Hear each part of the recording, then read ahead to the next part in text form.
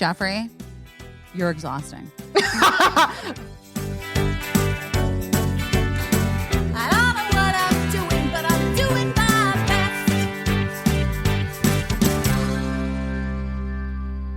Ooh, I just found a carrot walnut paleo muffin on my desk. But you know what?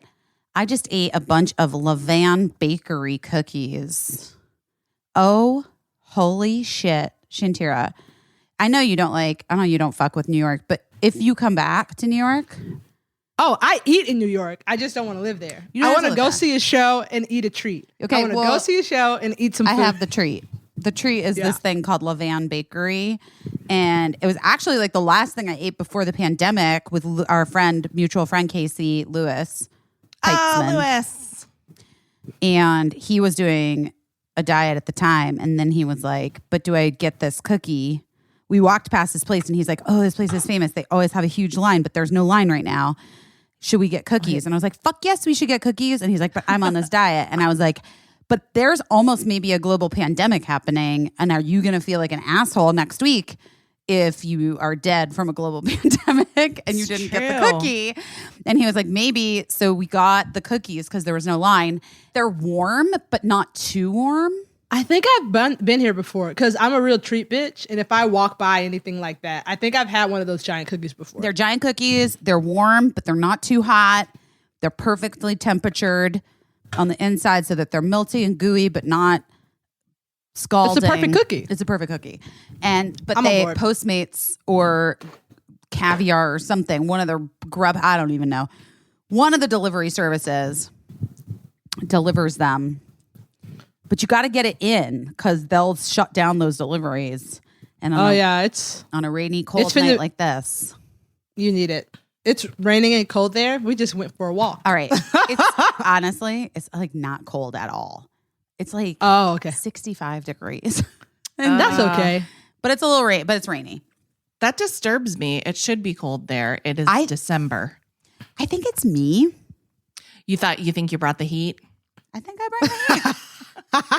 That's good. I like that. When I went home to Florida after a long time, like when I left New York, I was like depressed, obviously, like I always say. And I was so happy to be leaving the cold. And I got to Tallahassee and it snowed for the first time in 30 years the week I got back. Oh my God. Oh my God, that's crazy. I was mad as fuck. And they were like, first time since 1992. It snowed. I was so mad. That's wild. We didn't even really start the podcast. We just started talking. I think we started the podcast. Hey, everybody. It's Busy Phillips.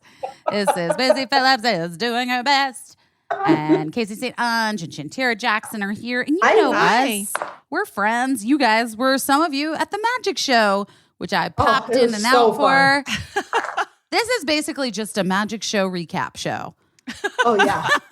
I had such a good time. I love magic. It was really fun. I have to say, Emily Beebe, best friend Emily Beebe, and I talked on the phone the day after Thanksgiving for like 2 hours, and I'm not going to cry right now, but I might. And I really miss her. You know, we've been best friends since we were 5 years old, and we have lived in the same city now since we were 20. Since I was 20. That's 20 years. That's a long fucking time. Yeah. Anyway, she was a participant watching the magic show and playing along at home. And we were talking about how amazing it was. And she was like, I kind of feel like maybe Ray should just host a weekly magic show. Ray was really good. And she was like, good job. She was like, is that possible? Is that something you guys could do? Like he could just like be a host of like a weekly magic show. And then I thought, well, that is a really good idea. I would tune in for that whenever I could. Yeah, Ray was a great MC at the end there. He really held it down, focused, didn't let anybody get, because I think we've all been at a show where the host is like fucking losing it. Yeah. That host does not have control of anything. I did one on Saturday night, actually. The Janet Varney hosted for the Thrilling Adventure Hour Work Juice players. And it was such a fucking mess. It was like wrangling cats. And That's a lot of big personalities. There was too many big personalities. And it was like billed as a cocktail hour. So we were all drunk. And Janet was just like, okay, we're going to try again. And it was not happening for her. It was man. insane. But Ray did a great job. Yeah, I the thought- magic show. I loved it. I had a great time. I was sad I didn't get to participate more, but I'm hopeful that we'll do more in the future. Yeah, I'm hopeful that we'll do more in the future too. I was really digging, like I was trying to watch the comments as they were going by. It was too fast for me. It went by so fast. So I wish there was a way to like capture that so we could go back and read. I did see that some people were horny on Maine for Magician Adrian. And then other people were like, don't be gross. Right. And also, don't be gross because my 7-year-old was way up in the chat, apparently. She told me. She was like, brah, what even is this chat? That was what she posted on the chat. Cricket. I love that. Oh my All gosh. day. Well, it was fun. Other than that, it was so fun. how was Thanksgiving the next day for you guys? Oh, it was great. I had 2 cute little Cornish hens. I love a tiny bird. You're like a mom from the 80s. What are you? I love a tiny bird. What can I say? You guys I had don't Cornish? like it. I don't like No. a tiny bird. I love a tiny bird because you get to do all the fun things you would do to a big bird, but it takes like an hour. So we had Cornish hens. I brined them overnight. They're so cute. Good. And all the leftovers are gone now. One time we went to medieval times, and my husband couldn't eat the hen because it looked like it was in repose like our cats. And he was like, it looks like that. No, I literally looks like one of our cats, and I can't eat it. Okay, wait. I would. Is a Cornish game hen what are we talking? How big? They're small. Like I think they're like a couple. Like I don't know. They're. I'm Like holding 2 a circle. pounds? Yeah, It's creeping me out. I think Shantira. it's like 2 pounds. Yeah, It's 2 like a tiny. pigeon. Yeah, would Oh, you yeah. eat a pigeon? Would you ever eat a pigeon? No, that's a dirty bird. All right, well, bless that bird that gave its life. Mark made a feast for 2. Oh yeah, But it was These are good. delicious. And he just got the turkey breast Okay. without the that's like good. extraneous. All the- you guys can't see at home, but I'm lifting No my limbs. arms up and down. There were no limbs. limbs on that bird. And then we had Zooms with Mark's family, which was nice. We were with his family last year for Thanksgiving. And we Zoomed with his family this year. And then we Zoomed with my family, and that was emotional but also good. And then I accidentally maybe pushed Cricket off of the high counter stool when I was trying to do a bit where I was feeding her the whipped cream from the can into her mouth, and she didn't want it. And then she flew off the chair, and then it was very dramatic, and I felt bad, but she was fine.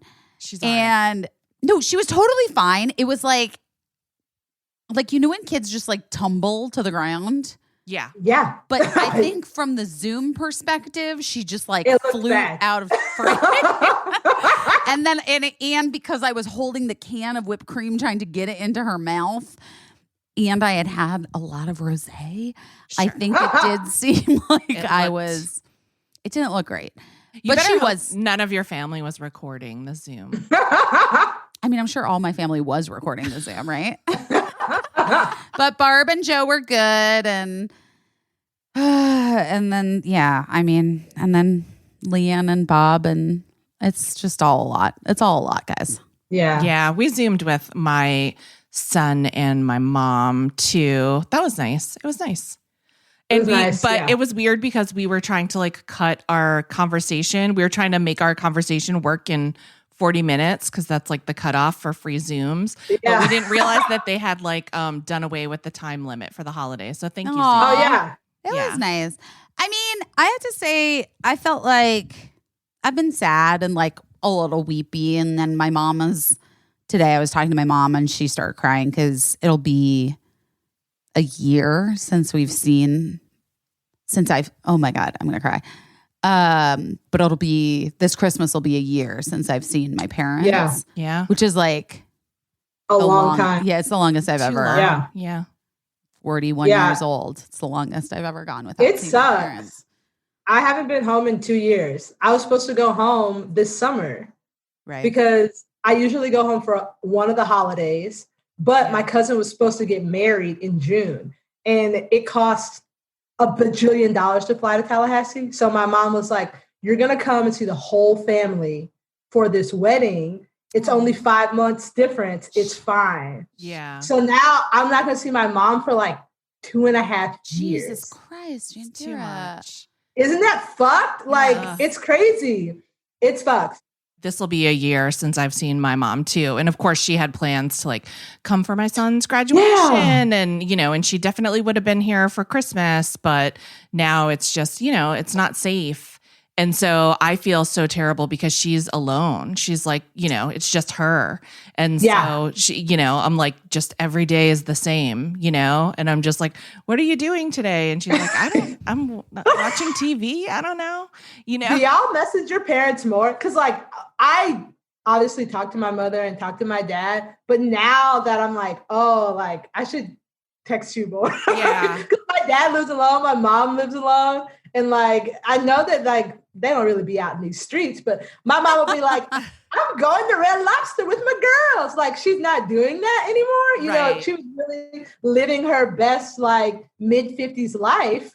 And now there's like no like mudslides at Applebee's every 3 months. You know, it's like I check on her more than I was before. Yeah, I check on my mom a lot because she just when this was all like when lockdown started happening, she got shoulder replacement surgery. And I think she thought that she would be like A-okay really soon. Like, even though they're like, this basically takes like a year to recover from. So she's like just like a one-armed single lady on Cape Cod. Just what is happening? I mean, that's a real Hallmark movie though. You know that, right? That's how the movie starts. That's it. And she just has to meet like maybe another person that has one arm and they can like form a pair of arms together. I don't know. Yeah. It's a lot.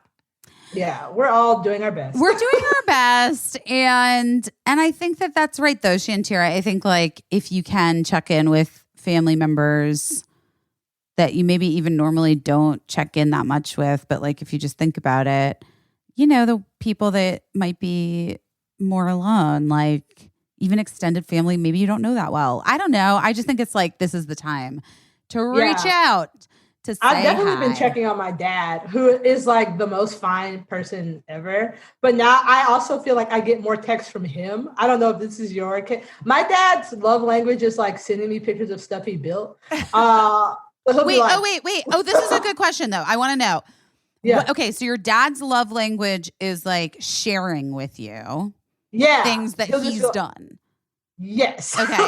Okay, So we cool. can like talk about that. I always have a joke because that my dad sends me deck pics, not dick pics, but deck pics.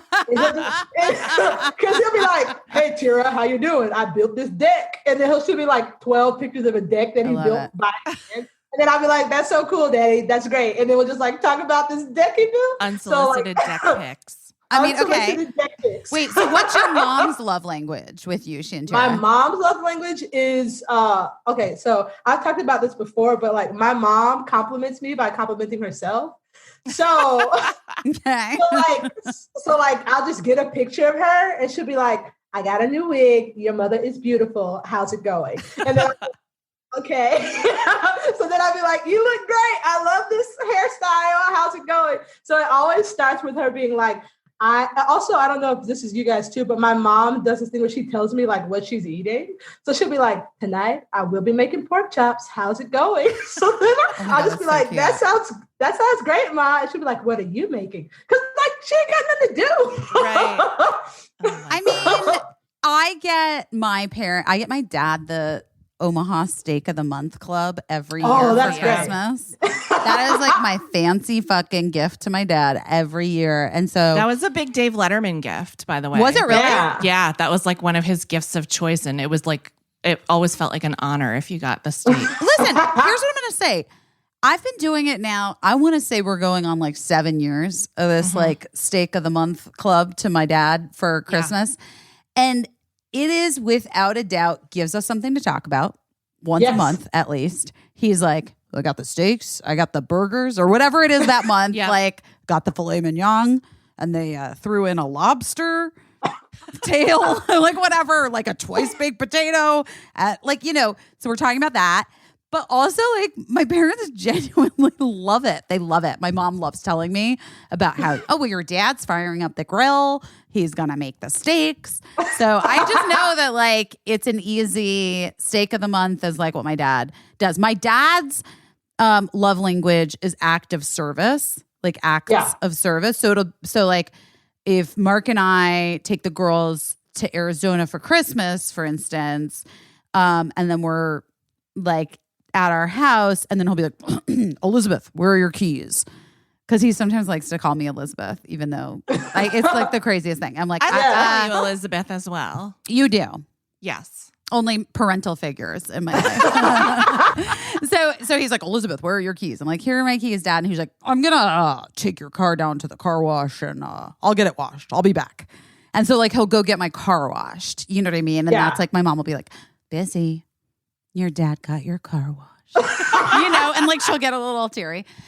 And I love that. And then my mom's acts, like my mom's love language is, I think it's, I don't know what my mom's is. Words? My mom sends me cards. Yeah, she maybe it's like words. That's right. If I sat on the couch and did nothing, she would give me a card for St. Patrick's Day and be like, hey, the luck of the Irish says, I'm proud of you. I used to like be annoyed when my mom would send me like all these cards for stuff. I'd be like, what am I going to do with all these cards from like, why do I need like a 4th of July card? Like, why?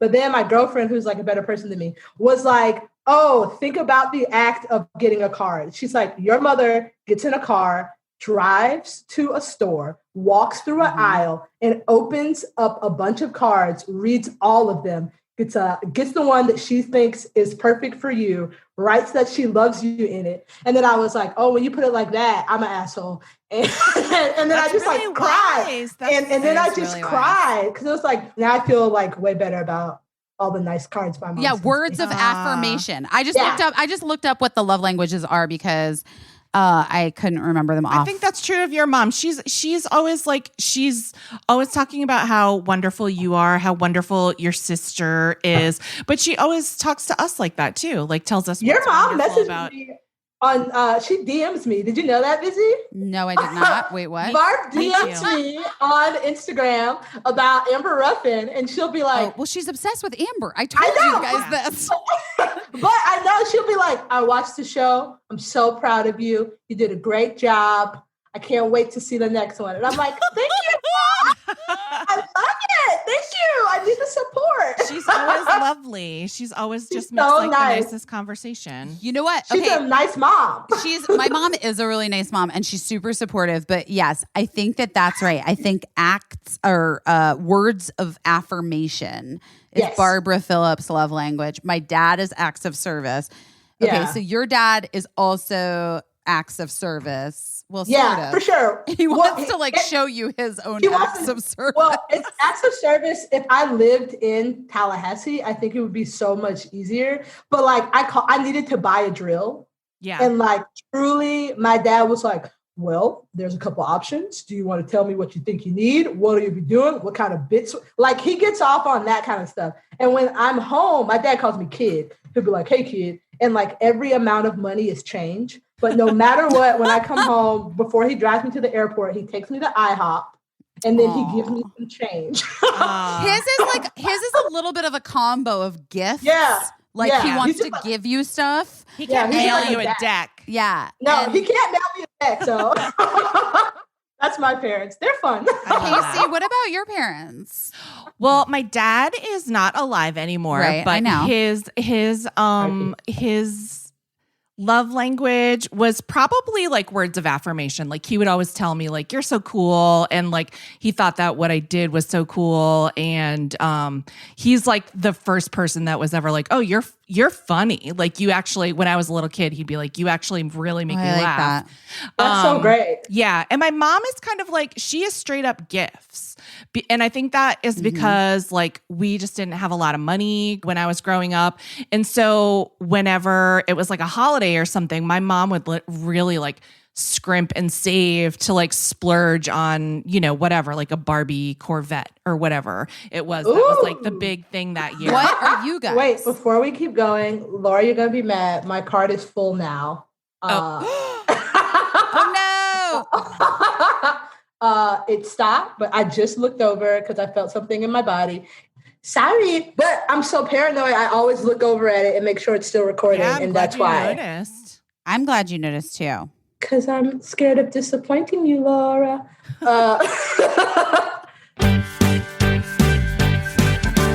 Talkspace, Talkspace. Everyone's in that Talkspace. Talkspace, Talkspace. I like that because I feel like I'm just being gentle with the theme, you know? And that's where like, when we're talking about therapy and that Talkspace is incredible. I think it's revolutionary. Here's the deal, guys. I feel like one of the reasons why I'm here on this very planet at this moment in time is because we got to destigmatize some of the stuff that's been holding us back. Absolutely. And one of those things is mental health, man. Yeah. And there's no shame in the mental health game. Wow. I can't believe I just said that. That's a good one, though. I love therapy. Therapy's so good for everyone. Everyone. It's good for everyone. It's good for everyone. And we all need it. And listen, this year, 2020 has been rough. So even if you were like before 2020, didn't think you particularly needed therapy, you might need someone to talk to right now. Mm-hmm. People are dealing with a lot of unexpected, unpredictable changes in our society, in our world, in our neighbors, in our neighborhoods. And this is what I love about Talkspace is that there is a human being that you can talk to, and you sign up online or you download the app. You can start therapy that same day with a licensed therapist. And it's really a fraction of the price of traditional therapy. Depending on the plan you choose, you can message and schedule live video sessions with your therapist. You'll pay the same amount every month. So it's very easy to budget, to fit in. And it's something that like we really should make a priority in our lives. Like think about your priorities and where you're spending your money and make room for yourself and for mental health. And what I love about Talkspace is that they are making it so much more affordable than a lot of times sort of traditional talk therapy has been for people. Yeah. And so easy to do. Yeah, it's so easy to do. Like they're available to you 24/7. And you basically like pay for an entire month on Talkspace. That costs about the same amount as a single in-person session of therapy. It's making it affordable and accessible for everybody. And like, just dip your toe in, guys. We all need a little bit of extra support to feel our best. You're not going to regret it. I promise you. If you're listening to this at all, you're like, I have been feeling like a little weird, or I feel bummed about this, or I feel like during the pandemic, my friends have really separated from me, or I feel like I'm the only one that was taking the mask thing seriously, or my friends got COVID, whatever it is. Let me tell you something. Talk it out with a therapist. You're going to really feel a difference. It's going to make things so much clearer to you. Anyway, we love it. Okay. It's secure. It's private. It uses the latest end-to-end encryption technology to store client information, and it complies with all of the latest HIPAA requirements. So talking to your friends is different than talking to a licensed therapist who has the expertise and the knowledge and gives you practical guidance. And Talkspace is giving people the support that they need at an affordable price. As a listener of this podcast, you get $100 off your first month with Talkspace. To match with a licensed therapist today, go to Talkspace.com or download the app. Make sure you use the code BEST, B-E-S-T, to get $100 off your first month and show your support for our show. Anyway, that's B-E-S-T and Talkspace.com. I have been using this each and every deodorant. It has become my favorite natural deodorant. It really works. I love the scents. It goes on smoothly. It's clean ingredients.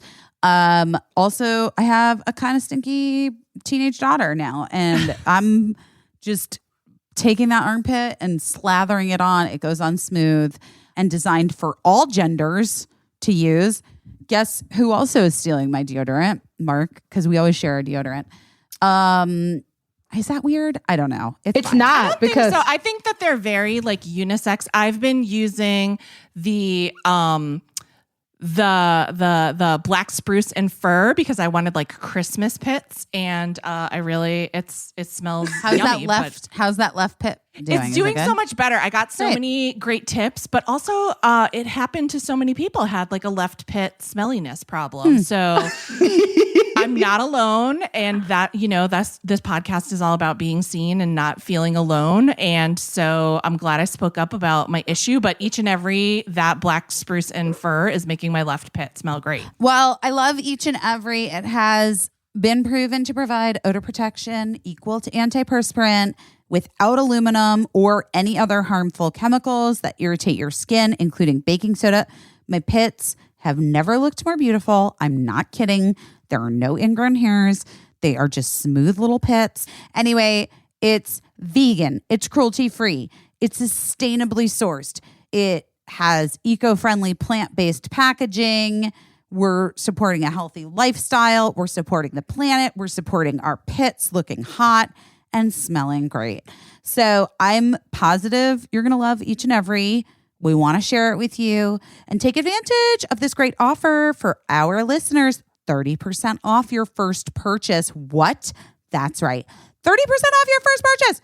Go to eachandevery.com/best and use promo code BEST.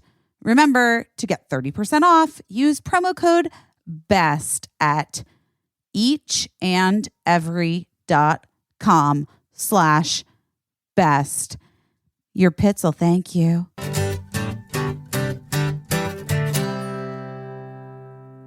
In case we use this on the podcast, what had happened was we had to stop for a little while because there was something wrong with Shantira's recorder and it stopped recording. And we had been talking for a really long time, but Shantira was only recording for 2 minutes. So anyway, now we're back. Listen, it's like doing a podcast is it's dangerous shit, you know? I mean, it is dangerous shit.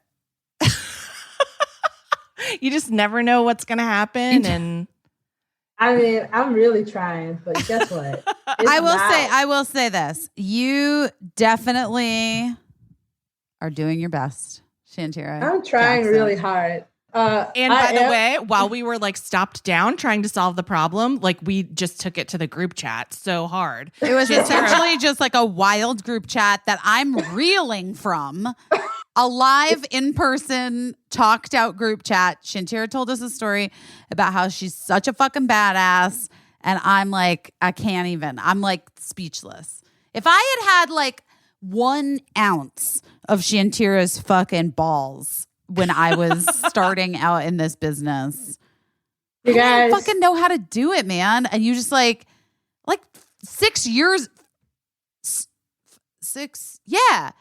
years ago, I could have used it. 5 years ago, I could have used it.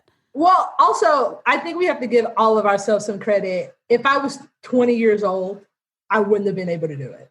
I'm 33. I've had some jobs and I have representation. I don't feel like scared for my career, which I think that is why people they think you're scared, but like, I'm not scared. Also, I'm not scared of never doing this ever again. And I think that's the thing that people are always like, if I'm not acting, if I'm not writing, who am I? And I'm like, I'm a bad bitch. I can go work at the Apple store.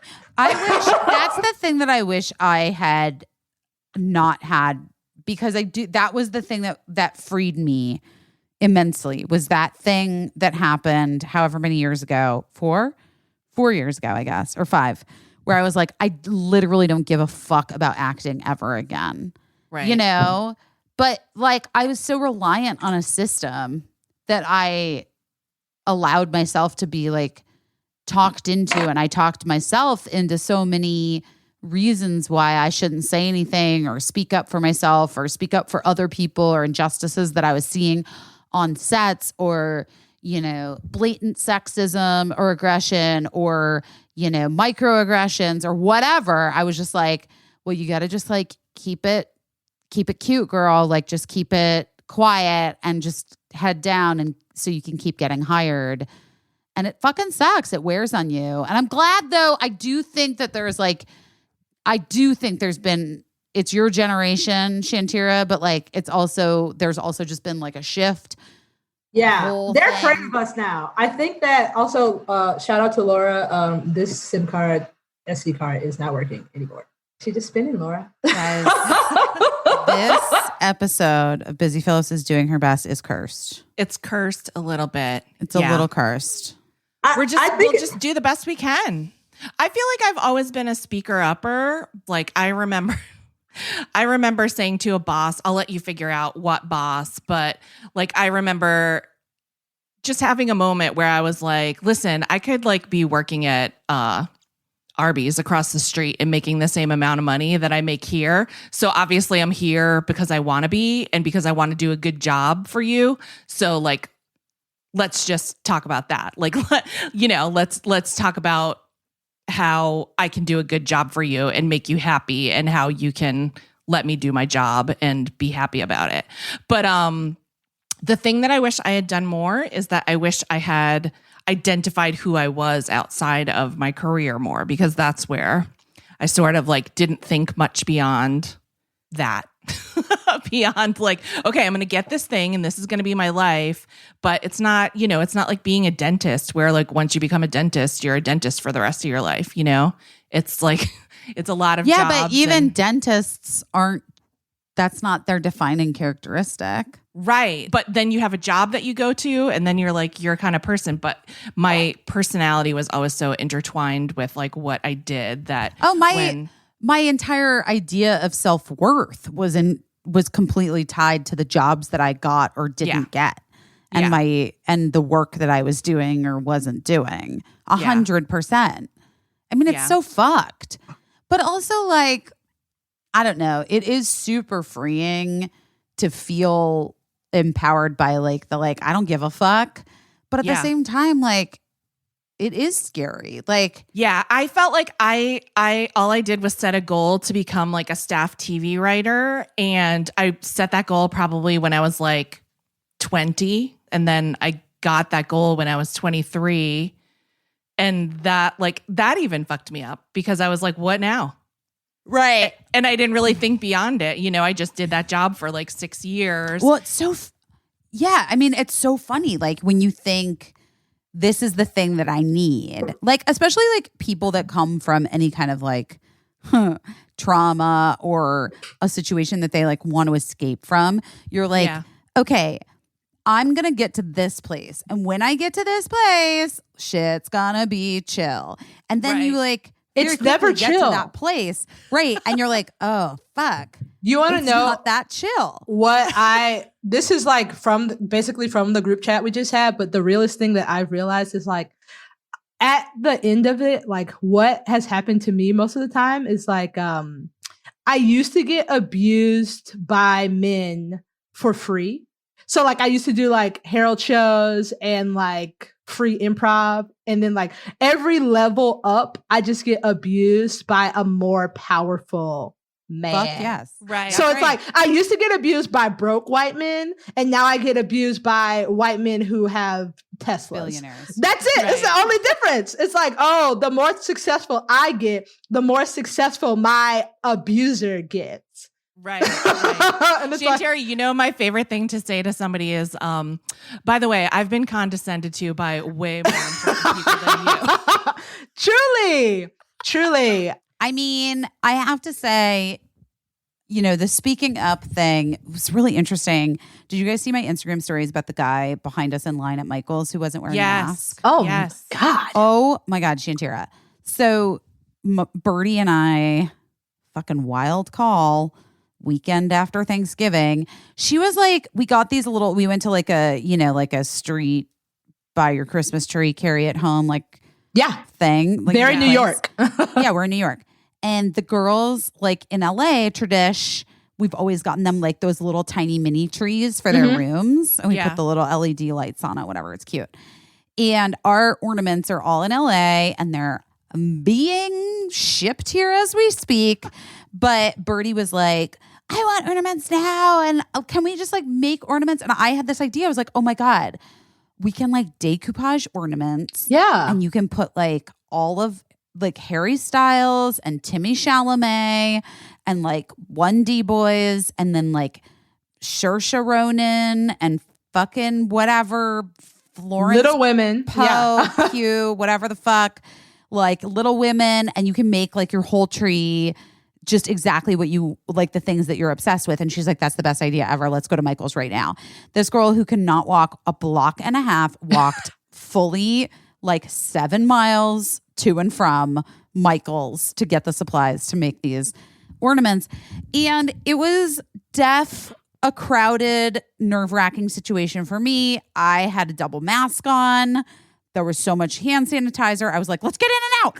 I just know what we need. Let's just get the Mod Podge and the fucking clear ornaments and like, let's go. And, you know, because I used to work for Michael's. I know my way around to Michael's. And so we get into the like long ass line and they have, you know, the little dots on the floor where you're supposed to socially distance. Yeah. It's the worst. People ignore the fuck out of those. Okay. Well, the worst possibly happened because not only did motherfucker behind us ignore the dot, Birdie like elbowed me really hard in my ribs. And I was like, what? You know, because I'm chill. And she's like, Mom, the guy behind us. And I look behind, a motherfucker with a like scarf on and a jaunty cap, but no mask. No, pull the scarf up, bitch. And he's standing like 12 inches behind us, you know? Oh. And I have to say that I do feel like I have come a long way in terms of like people think I'm a bad ass person and I like stick up for, and I do. But when it comes to myself, I often it's hard. just shut down. Yeah. And I like can't do the thing that I need to do. Oh, case in point.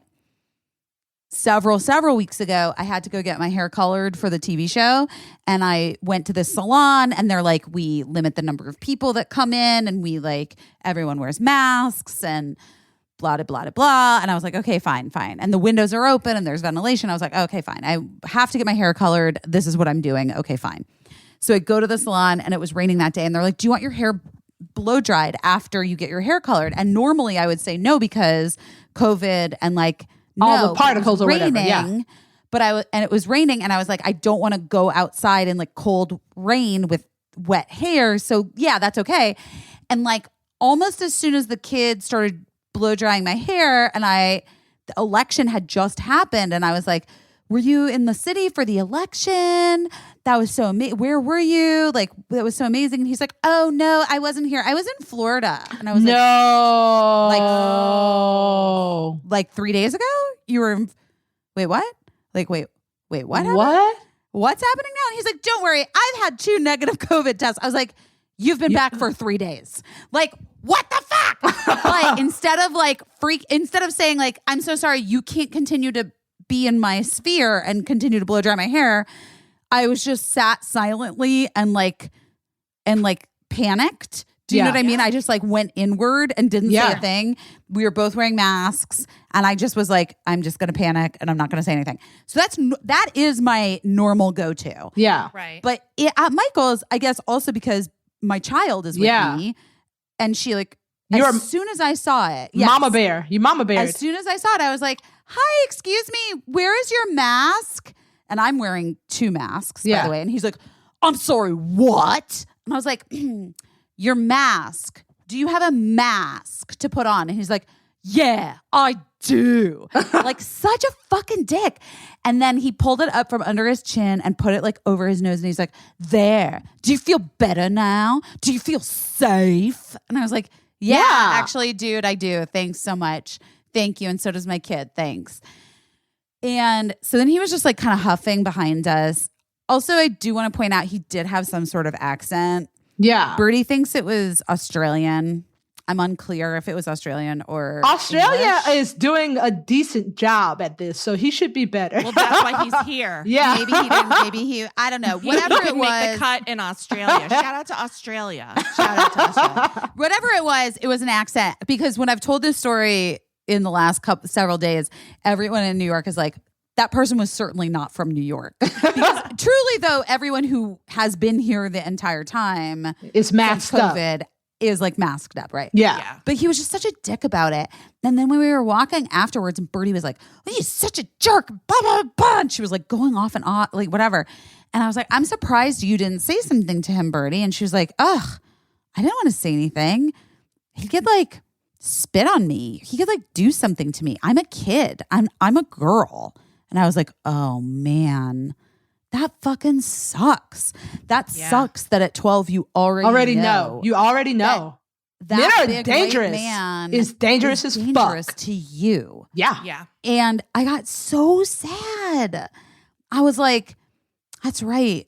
But we got to get you some kind of weapon. What are we going to get you? I was like, is there a spray? Can I get her pepper spray? Is she too young to have pepper spray? Honestly, like It's just a seasoning. Honestly, right. I really like, I'm happy she knows that, because I always say that there's a time in your life where you realize that your parents are people, but there is a very specific window when you're like, my parents are going to keep me safe no matter what.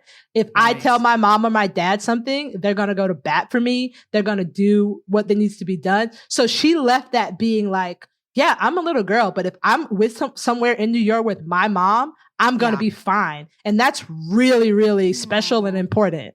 That's a That's big sweet. deal. I didn't Yeah. think about it like that, but thank you. That makes me. She's 12. like- yeah. I think it's generational. I have so many friends that have told me like, oh gosh, I went to my parents and told them about this thing that was going on with me, like that someone wasn't being good to me or, you know, whatever. And so many times, you know, parents of people my age, they were like, what am I supposed to do about it? Right. Or Yeah. like, you know, or like, guess what? The same thing happened to me. What do you want me to do about it? And Oh, I'm just shit, like, yes. there's like this real gap in something like mental health in the United States that like our parents were really like hung out to dry. And then, you know, in turn, like I think a lot of people from my generation were kind of hung out to dry in the like being protected department. Yeah. That's a big deal. But Shantira was protected a little bit more with her parents, and they taught her like good boundaries in her generation. And it has in turn given you the ability to like speak up in a place where like, I don't want to give away the group chat, but like it was a work situation that Shantira like spoke up against. And I just feel like, I don't know, like I feel really heartened by that, because I think that is how things change. Like that's how the cultural shifts Absolutely. happen, is, you know, by you having the strength and the ability to say like, hey, I know that like to you, I might be very low on this totem pole. Oh wait, are we allowed to say totem poles? I don't know anymore. Probably not, but low on the ladder. Yeah. Low on the ladder.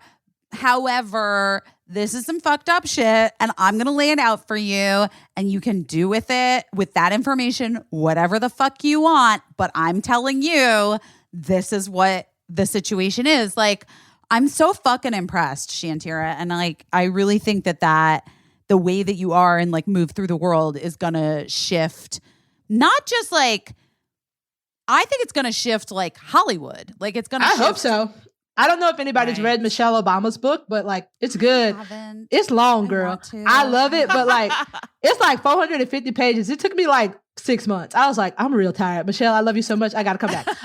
But there's a part in that book, spoiler, where like her teacher was like bad to her, and her mother came to school and was like, I'm taking my daughter out of the school. And I forgot that happened to me. Like I just forgot. And I didn't go like a private Catholic school. I was in a public school, and this teacher like hit this kid's hand with a ruler. And I came home, and I was in 2nd grade, and I immediately told my mama, I was like, Ma, this teacher hit somebody's hand with a ruler. And my mama was like, if she ever hits you with a ruler, you call me immediately. And I was like, okay. So I went to that class, and like my head hurt really bad. And I was like, my ear hurts so bad. And the teacher told me to sit down and be quiet. And I was like, okay. And then I got home immediately, told my mom. She took me to the doctor, and I had a crazy bad ear infection. And she was like, your daddy's going to go up there and talk to the teacher. And I'm in 2nd grade. And I was like, okay, 2 grown-ups talking. This ain't got nothing to do with me. So at the end of class, I was like, hey, Miss teacher lady, my dad's going to come talk to you because you wouldn't let me call him, and I needed to go to the doctor. And she goes, what? And then my dad showed up, and she called the cops on my dad. Oh my God. So she called the cops on my dad, and this is like good old boys that worked in my dad's favor. So my dad's like walking with me hand in hand around the school, like being like, why is your teacher running? What the fuck is she doing? We get to the front of the school, and a cop is there, and he fucking played high school football with my dad. So the cop pulls up, gets out of the car, and goes, hey man, I haven't seen you since our last high school reunion. How are you? What the fuck's going on here? And my dad gives the dude a high five. It's like, I don't know, man. This teacher is treating my kid bad. I'm just gonna pull her out of this class tomorrow. Like high fives the cop and fucking leaves. And then the next day I had a new teacher. And like when I was little, I was like, I just like truly didn't remember, had a new teacher, lived a great life. But then like as I got older, I was like, oh shit. Like if you have parents who like don't believe you when you come home and say a grown-up does something bad. Right. If you have a parent who's like, you're faking it, I believe this grown-up over you. You have a parent who like, it doesn't advocate for you. And then I grow up and I'm like, oh yeah, that lady was really mean to me. And my mom said that I shouldn't let people treat me like that, and then made me move classes. Like that changed my whole fucking life. And I didn't even know it. What a gift. I love it. What a gift, right? So I'm really proud of you, Busy, because that's like such a gift to give Birdie, because Birdie might not be thinking about it now, but you know that like one day when she gets a little bit taller, feels a little bit stronger, she's going to be like, I remember that time I was in the store and some man was doing some fucked up shit and my mom said something. I am now 5'7". I can say whatever I want. She is gonna say some shit. That is for sure. But I mean, that is, I know we forget that that's half the battle. You can like say all the things you want to your kids, but like, unless you actually like do it in practice, in action, and they see it, they don't take it in. Like they have to see you doing it. Your dad needed to show up and advocate for you. Your parents had to show up in order for you to know that like, oh yeah, I am worthy of like being stood up. I don't deserve to be treated like shit from anyone, especially not like a teacher. You know what I mean? Yeah. So, I mean, these are good lessons, guys. These are good lessons. Yeah, I'm proud of all of us. You try to like lead by example, and you try to also verbalize to your kids. Well, I think I have tried, and I think that you have tried, Busy, but also there's not always a lot of evidence that it is getting through. That's right. Yeah. But I am here to say that, like, as now my sons are young adult men, and I do see all of those things that I was convinced was just going over their heads, and I see them doing it in practice, and I'm like, oh, okay, it's paying off. I think we talked about this before about how like sometimes your brain and your body is separate, and I think that it might not go in their heads, but it definitely went in their bodies. Do you know what I mean? Right. You know what I'm saying? Because like your little kid brain will be like, huh. I think everything lives in our bodies, and then eventually our heads catch up. The body holds the trauma. That's my joke. That's my joke on set. Like, I'll just be like, guys, I'm so sorry. The body holds the trauma. Wait, speaking of which, you guys, I watched the other NXIVM documentary. I heard that's the one to watch. Woo! Yeah. It's intense. is worth you watch it? subscribing. I didn't because I don't have a subscription to that. Oh, here's and I'm what like, I'm is gonna it say. worth it? No, it's not. But here's what I will say. Like, well, it depends. What do you want? You know what I mean? Like, do you want to be horrified by like real disgusting manipulative shit and like kind of traumatized by what these women and people went through in Nexium? I'd love to say no, but that's probably not the truth. I feel like you get much more of like a firsthand account of what happened to India Oxenberg and how she got like sucked in, and some of the other victims of the cult who've like since gotten out. But that being said, in terms of a documentary, here's what I wanted.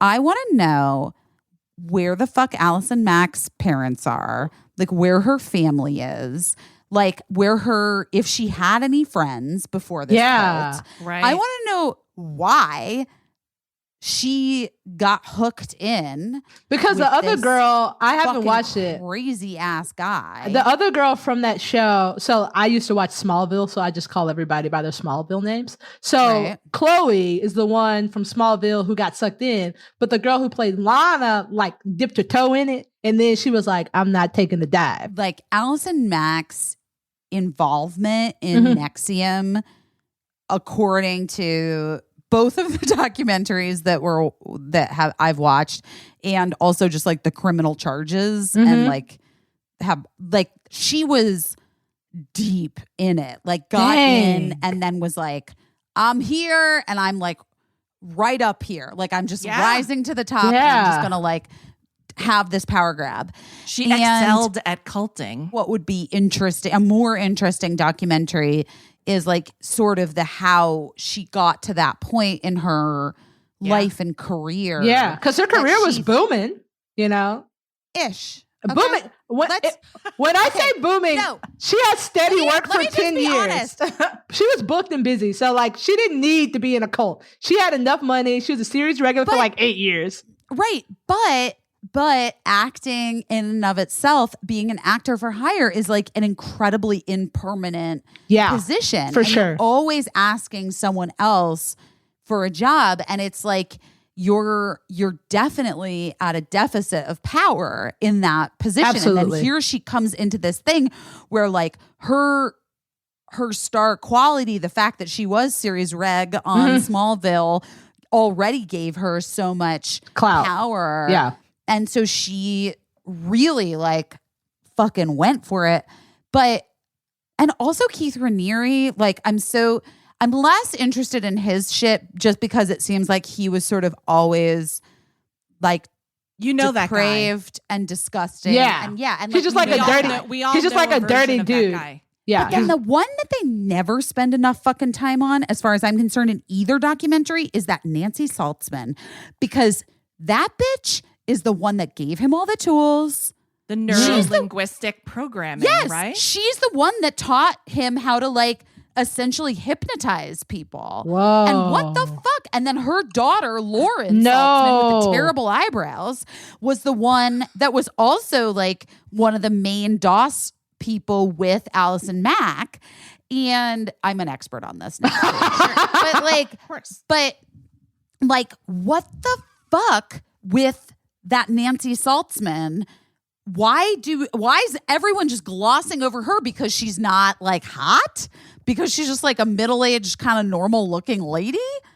I don't know. I want more of her because she to me is like the true fucking she's the backbone of the whole operation. She's like the pinky on the brain. Like she's like the one that's like pulling the strings. Yeah. And by the way, she was also boning Keith Raniere, correct? Of course. And as was her daughter. No, which is like a whole other fucking gross ass shit.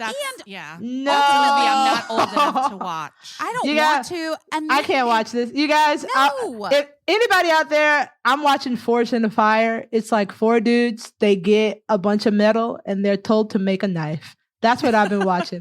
They forge a knife in the fire. So if you cannot watch this Nexium thing, it's just like 4 dudes that look like they own farms are put in a room and they get 3 hours to make a knife. And if you want to watch I that, feel like that would be really interesting. I saw 2 urban foragers this weekend. Oh, wow. I went to a park in Brooklyn, took the girls to like an outdoor park in Brooklyn so that we could like sit more than 6 feet away from BFF Michelle and the baby. And but I saw an urban forager there, like some guy with pulling some things off of some plants. I don't even know what he was doing.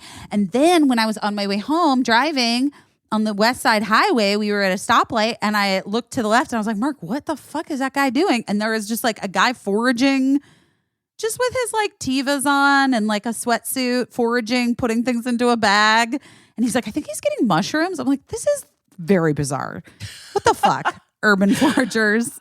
One time at our place in Canada, we were so excited because we went to a beach, and then when we were driving back from the beach, there was just like this on the side of the road, a sea of wild blueberries. And we were like just limitless blueberries that were on like public property. So we were like, let's pick some blueberries and we'll like make blueberry pies back at our place. We were so excited. And then we like made our way down the blueberry patch, and then there was like some rustling in the blueberries, and we were like, oh, it must be like another blueberry forager. It was a bear.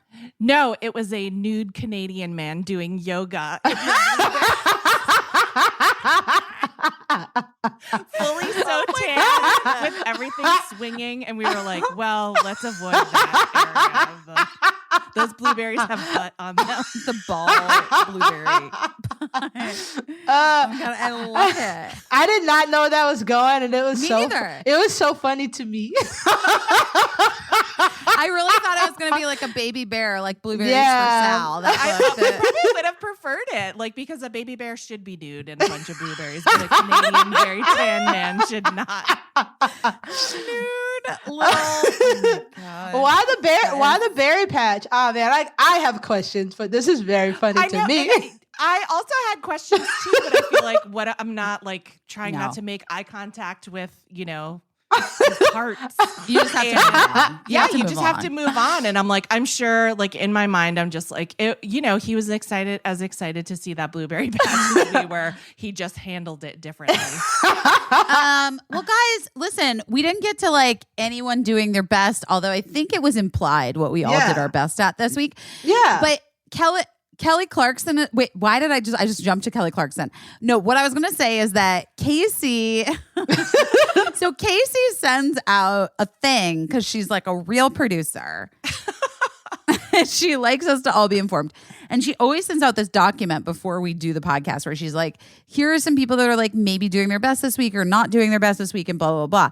And I was very surprised to find out that Kelly Clarkson was getting divorced. I thought that was happened before, like a long time ago. It did? It was, but then her husband asked for like spousal support in a huge amount of like. His mom is Reba McEntire. Wait, what? His mom, true? His stepmom is Reba McEntire. Yeah. Wait, what? He got money. They got money. Wait, who? Really? Yeah. How did I not know this? I didn't know listen, this. Like, wasn't Reba his stepmom before?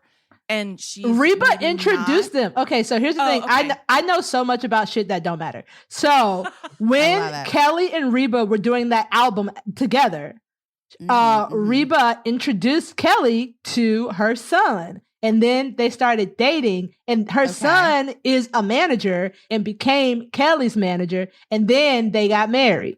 Yes. Okay. Kelly's ex-husband now, Brandon Blackstock, is the son of Narvel Blackstock, who was married to Reba McEntire from 1989 to 2015. Mm-hmm. So anyway, Reba was Kelly's like stepmother-in-law for a time, but I think they still consider each other family-like. Yes, because they had a great album together. They hosted I think it was the CMAs or the CMTs or some shit together.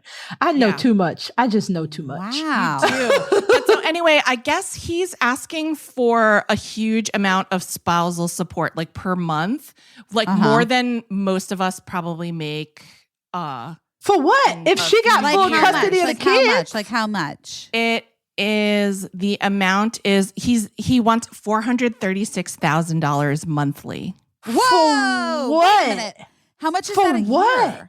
You guys, I can't do the math. Oh, so that's 4 times 10 is 4 million, right? It's like and then almost 4 times it's 2, like $5 million. so it's like $4.8 million, right? Something like that. Yeah. What the? And if you know how to do the math, do not tweet at me about it. Wait, that is legitimately insane. I guess it's like one of those cases where you know you're not going to get it, so you ask for it and then see. Honestly, that's a good One of lawyer. those cases. Honestly, I don't know the one of those stars cases. and see maybe you'll land in the Here's the trees. thing. You I know don't what? know. I'm going to tell you, like, I respect his lawyer because I have a lawyer and I mean, like, I'm not very famous, but Isaac be asking for all kinds of shit. And I'd be like, I don't think nobody going to give that to us, Isaac. And he'd be like, we'll see. So honestly, he has a good lawyer. His lawyer is just asking for the world. I was going to say, my lawyer is also amazing like that. And he usually gets what he asks for. So, he's an expert and, but granted, I'm not asking for $436,000 per month. He probably wouldn't. Also, but wait, how much money does Kelly Clarkson have? She got hella money. She has a lot of jobs. She got that talk show. She's doing The Voice. The Voice is plus big all fucking the money. money from the music. big deal Yeah. recording artist. And you know, Okay. honestly, let's be honest. She still got Since She Been Gone money. Yeah. What? What kind? Since you've been gone money. Since She Been Gone money. Really? Oh, absolutely. Really?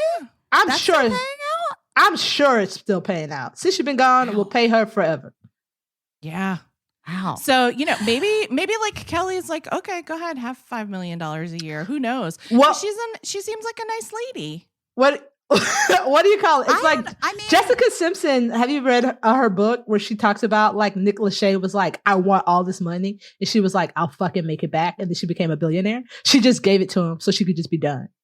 so she like did like a payout Mm-hmm. thing, like a settlement. Yeah. right? So Like a maybe lump if you sum. ask for $480,000, $30,000 a month, Kelly Yeah. Clarkson can be like, I'll just give you $5 million to fuck off, and then that'll just be the end of it. Oh, that's a good point. Well, I hope he fucks off. I don't know if she makes $1 billion more dollars. Yeah. I don't know the circumstances of anything about them, but I know we have friends that work for Kelly and they really love her and she seems Yeah. really nice. But whatever. Listen, here's the deal though. Like, I'm always weirded out by like money and marriage, right? Yeah. Because like, I don't know, man. So shit doesn't work out. Like, I understand if like some people don't work, like if you don't work and you have kids or whatever, like you're like, some people have to make sacrifices for another person. But in this instance, in any time that it's like this massive amount, these massive amounts of money, Yeah. I'm always just like, What? to what end? Like, Well, what are you doing? Here's Why? the thing too. Okay, not to be like a little snarky bitch, but like he was her manager. He already got 10% of everything she He made. already took 10%.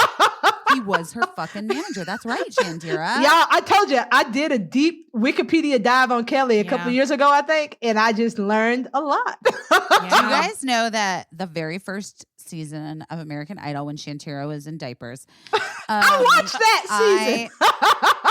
I was on a show called Dawson's Creek, and Michelle and I were filming together the night of the like who was going to win between Justin Guarini and Kelly Clarkson. Yes. And this is so long ago. Like, people did not have smartphones. You could not stream things. Like, You had to watch it. guys need to watch it. But somehow the sound guys like had like some little TV that had an antenna and they could get a feed, and we fully like held up shooting to watch the ending of moment. American Idol, the moment that it was announced. A Because moment I was, like this. just so into it. Michelle and I were so into it. We loved her so much. We loved Kelly Clarkson so much. Yeah. Oh, See? so good. She's great. Moment like this. That's all we can afford. Okay, well, I wish them all the best. I have no judgment about divorce, but I do think people should not be greedy about money.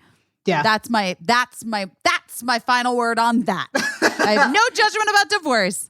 Do what you need to do in your life to be happy. However, don't be a fucking greedy bitch about money. Yeah. Because also people hold money as like a thing, as a way to stay tied to people. Yeah. Yeah. Just, guys, move on. This is my best advice. Yeah. If I had to guess, I would guess Kelly doesn't care. And she's probably like, all right, whatever. Yeah. You know what I mean? Like, that's like because she doesn't seem greedy. No. She does not seem greedy. She doesn't seem greedy. I also think that like $5 million is so much money, but like, I mean, it's so much money no matter who you are, but like, she got it. And I think that if she gave it away, she'd be like, okay. Here's in the list of other things Caissie sent to us about celebrity people doing their best, not doing their best. Rita Ora had to pay a 10,000 pound COVID fine for throwing a big birthday party. Mm-hmm. What? Rita, girl. First of all, she apologized, but rude. That the damage might have been done. You know, that is one of those true examples where like I remember when I learned this, it was like if something has a fine, that means that rich people can do it.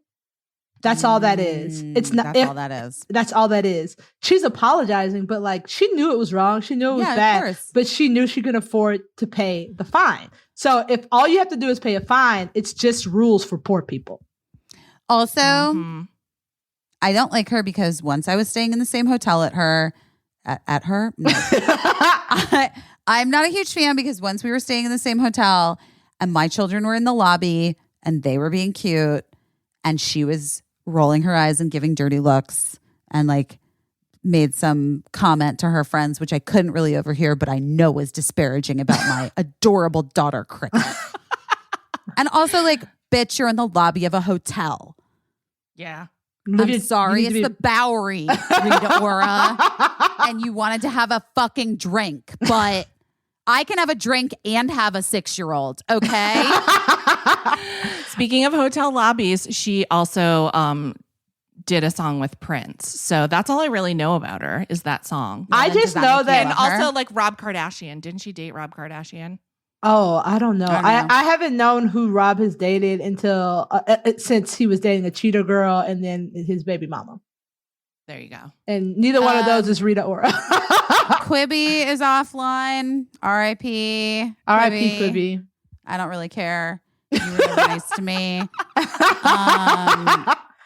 True story. Somebody at Quibi didn't like me and refused to take a meeting with us after Busy Tonight was canceled. And that guy can go fuck himself.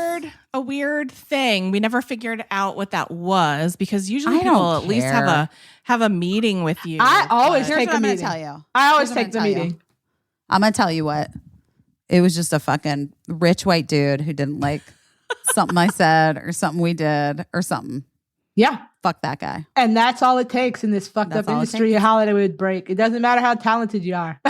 You could just That's why people don't speak up, and that's why people don't say the things that they want to say, because for fear of retribution by random ass fucking douchebags who are like high on the capital, the VC that they've raised for their fucking companies that they've just blown to shit, or whatever Quibi fucking raised and just like threw in the goddamn trash can, that could have like not only cured COVID but like solved the homeless crisis in California and maybe the United States. There are children that are hungry, but God forbid Quibi needs to have like short bites of content. Like, motherfucker, do you not know how children watch things? They just watch what they want to watch.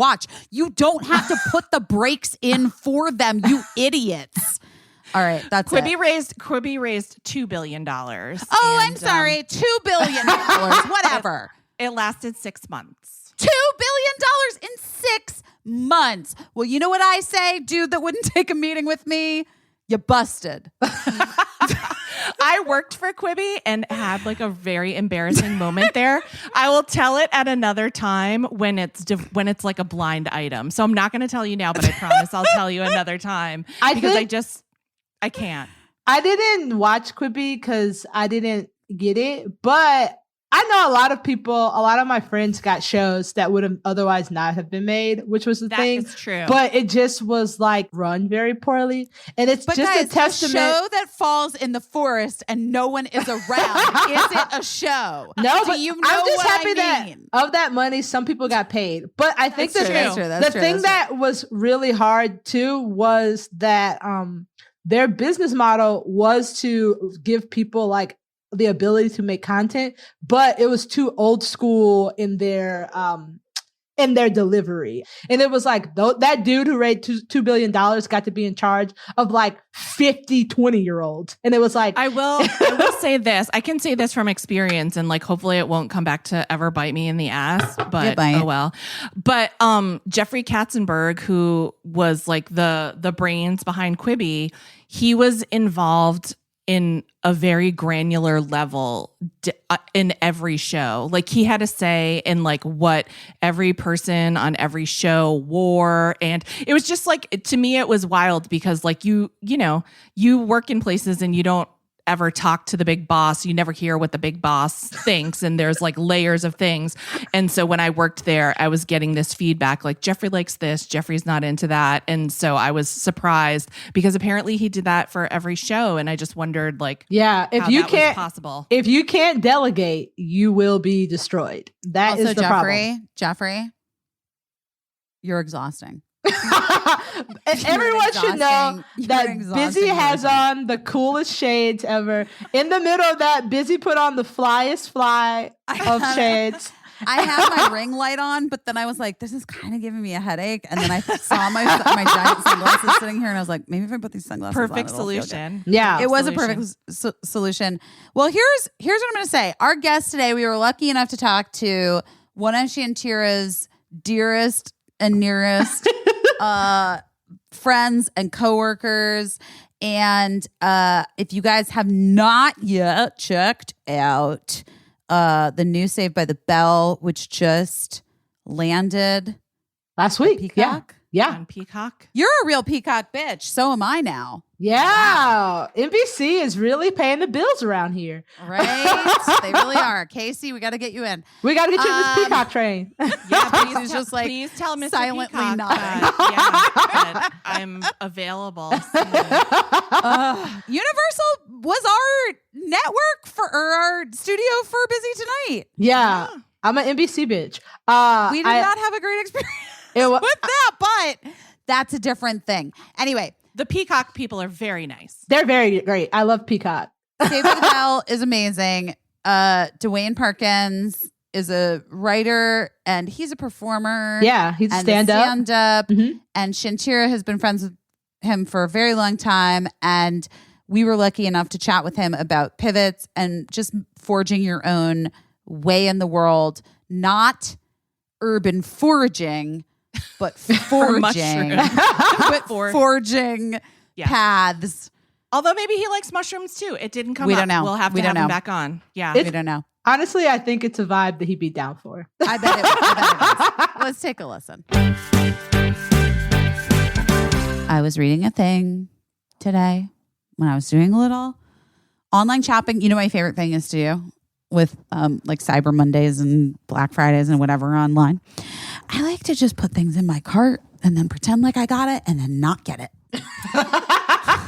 It's the same amount of satisfaction, for sure. It is kind of the same amount of satisfaction. And also, when boxes start showing up, sometimes I do get annoyed. But you know what I never get annoyed by?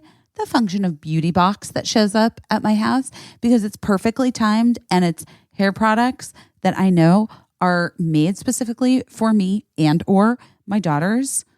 And they come right when I'm almost out of the hair products that I am using. And that's why function of beauty is the greatest. And it's not one size fits all, because I don't use the same stuff that my kids use, that my daughter uses. Everybody's got different hair types in my house. And it's really good. It's really great. We've been using Function of Beauty since before they advertised on this podcast, for real. And it's the world leader in customizable beauty, offering 100% custom solutions for you. You take a quiz, you tell them about yourself and your hair goals. You choose your color, your fragrance. Peach. You got peach. I got eucalyptus, but the U part is spelled Y-O-U. Eucalyptus. That's cute. I love that. I feel like mine is vanilla. I don't know. Anyway, it sounds like vanilla to me. Coconut? Vanilla. Maybe vanilla coconut. I can't remember right now. I'm very tired. But it is blue. Anyway, you choose the color and the fragrance you prefer. The Function of Beauty team determines the right blend of ingredients. They bottle your custom formula. Then they deliver it right to your door. The little containers are cute. They print your name on it, so there's no getting confused with your roommates. There's no getting confused with your children or your sisters or your husbands or anyone else's Function of Beauty items that happen to be in the house. You know it's yours. It says busy right there on it. Give it back to me, Mark. Anyway, they never use sulfates. I've said this before. One of my kids is allergic to sulfates, so I really appreciate that.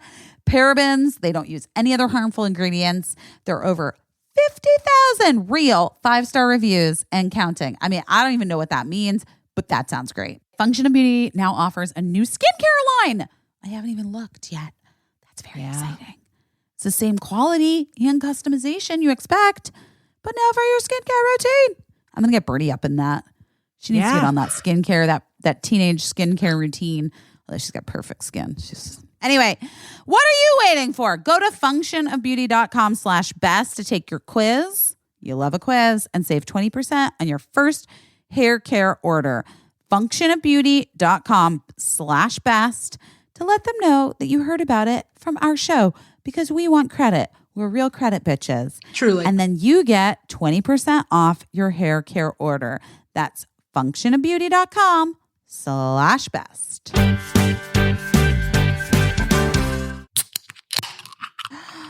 Oh, Shantira's opening a can of Olipop. I mean, we don't know. I'm probably not allowed to sing that. But listen, guys, I used to love soda.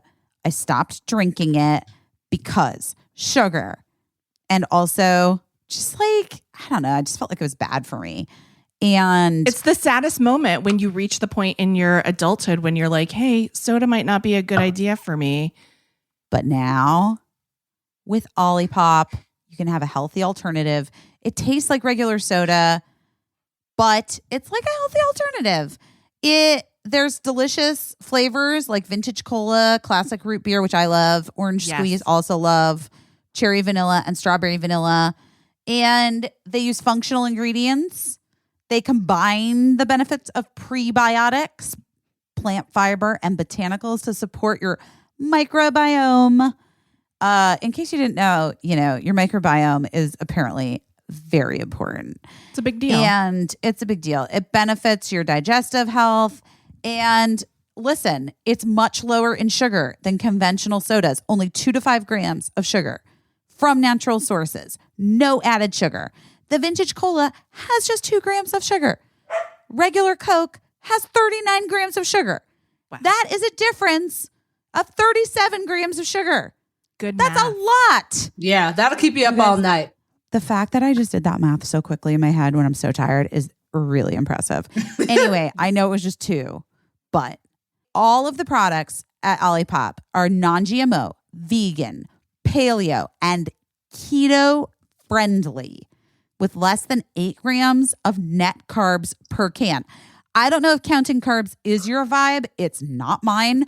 But if it's yours, rest assured, Olipop will deliver some delicious soda for you and keep you on your track.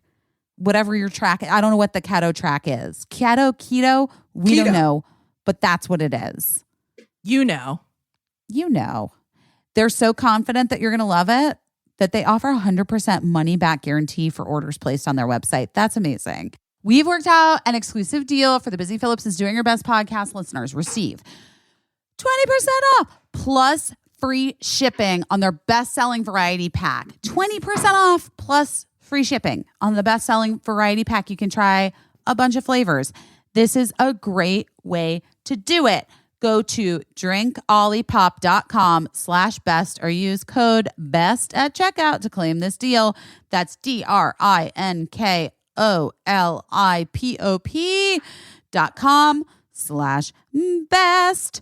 This discount is only valid for the variety pack.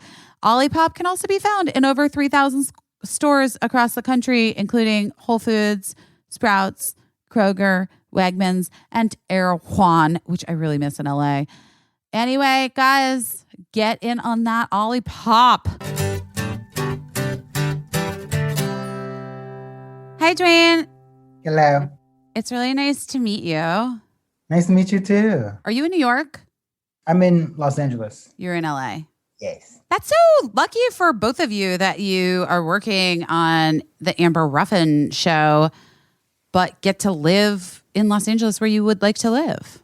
Absolutely. Absolutely. We wouldn't be working it if there was any other way. Do you feel the same as Shantira, that you think that New York is trash? Truly the worst place on earth. Wow. Well, also, they tell you it's the best city in the world, but they only give bad examples. They'll be like, it's the only place where you can, I don't know, miss your train and then walk home at 4 a.m. and get the best taco of your life. And you'll be like, you missed your train and had to walk home at 4 a.m. That's bad. I feel like I got to say something to the two of you while you're both here. You know, Dewayne, I don't know if you know this, but I was also born outside of Chicago. I was born in Oak Park. Oh, yes. A suburb of Chicago. But I do feel like there are that city pride thing is very specific to New York and Chicago. I feel like people from Chicago are like, Chicago's the best. Chicago's the best. Well, Chicago is the best. Chicago's also the worst. As a person that was like born and raised there, truly just the most segregated racist place I've ever been. And like full of like that story I told on the podcast, guys, about me getting left by that guy, my driver, because he was just like thought that I was like a lady who was full of herself, and he just like fucking split. There's like a weird like Midwest confidence that is just like unshakable, and it's confidence in the worst things. And it's like, stop, be more insecure. Well, thank you for joining us. Shantira, I know, loves you V much. You guys are, how long have you guys been friends? Oh, God. I don't remember. The time before when we weren't friends doesn't exist. You can't even remember. I can't remember. What, like 2014, 15? I don't know. That feels right. When we really solidified our friendship was after I got back from the cruise ship. And I went to a cruise ship in 2015, and that's when we became the best of friends. Because you came off the ship and you were different. And I was like, you're different. There's something here. I like the two of you together. I think that it's really nice. I do feel like I know you via Shantira. And then also just from watching now you do your own stuff. I really did like your recent segment that Mark and I watched on. Did you post it? How did I watch it? I follow you both, but you posted online. So these segments live online. Dewayne says, girl. Yes. They're on YouTube. They're just for Peacock Digital. Peacock did. Well, Peacock I'm now Digital. A part of the Peacock Digital family myself. Oh, yes. Peacock paid all the bills up in here. Yeah. Girls 5 ever. Wait, time out, you guys. I do not have my mic set up. Shut up, Shantira. No. It still works, doesn't it? I was like, this feels weird. Why does it sound weird? You went to DePaul. We don't have to talk about this on the podcast, but you went to DePaul. My ex-boyfriend went there. Yes, I did. It was a whatever experience. Oh, was it Jesuit? Biggest Catholic school in the nation, baby. Wow. I went to Loyola Marymount University, also Jesuit. And I got kicked out of my dorm after freshman year, kind of. They just were like, you have to move. but I What? was always convinced it was because I lived next door to the nun and I was having my boyfriend over a lot. Oh, and I got kicked off of my frat because they were like, "You're gay," and I was like, "Sorry." Hey guys, I don't mean to say I just don't know these things because I was never going to be all about that Greek life. But are there any gay fraternities or sororities? I have no clue. Like my sister was in one in a sorority, and she was like, "I want somebody else in my family to join to be Greek." So I was like, "Sure, I'll try."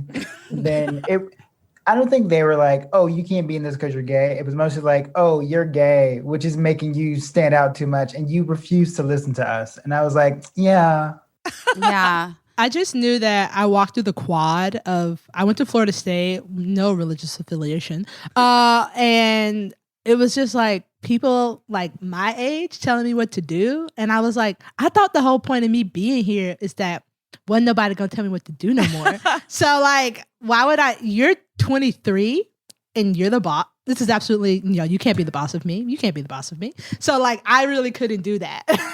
But I had a cousin who joined later. Like she joined a sorority. Like you can join like the AKAs. She joined when she was like 30. You can join later and it's like more fun. It's like a grown up thing. I don't know. The only thing I know about it is like basically just from movies and like then people dying from drinking too much. Yeah. That's it. Yeah. So like, Well, yeah. Kamala Harris is an AKA. So now they're going to be, we'll never hear the end of it. Well, that must be a good one. Yeah. I would say there wasn't like a lot of drinking when I was doing it, but they did make me stop dancing once at a party because they said that I was getting too much attention. And that's why I was like, no, how dare you? Oh my God. They tried That's to so dim your rude. shine. So rude. They did. That's what it's all about, right? Like dim your light so that, This is a brotherhood. You're Right, all we can girls are collective- dancing with you. I don't like that. Dewayne is such a good dancer. That's how you know that like they had their own thing going on. Dewayne was like a professional dancer. And when we lived in Chicago and also when we lived in New York and we were sad, we used to watch music videos and learn all the dances. Were you guys roommates in New York? Or you just were sad separately? We were sad separately and also sad together on occasion. So like I had my own apartment in New York and Dewayne was like really going back and forth in between Chicago and New York. So he would stay with me. And then I got sad and I moved to Tallahassee for 3 months. But then he moved to New York and got his own place. And then I had to go to New York. So then I stayed with him. So we were roommates, but basically whenever one of us had a house, the other one would stay at it. Aw. And you guys met at Second City?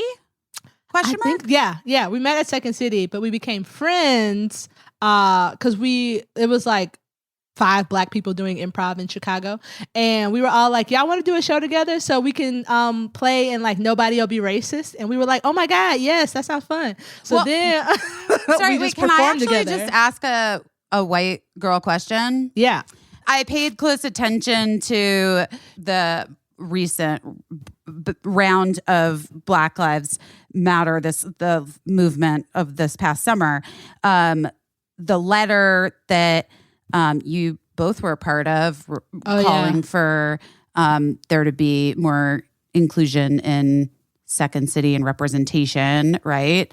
Yeah. So I guess my question is, did you feel, both of you, either of you, like that improv performers who are white would use the stage as an excuse to like do some racist shit or say some racist shit? Oh, I don't even think it was an excuse. I just think it was an opportunity. Oh, opportunity is a better word. You're right, Shantira.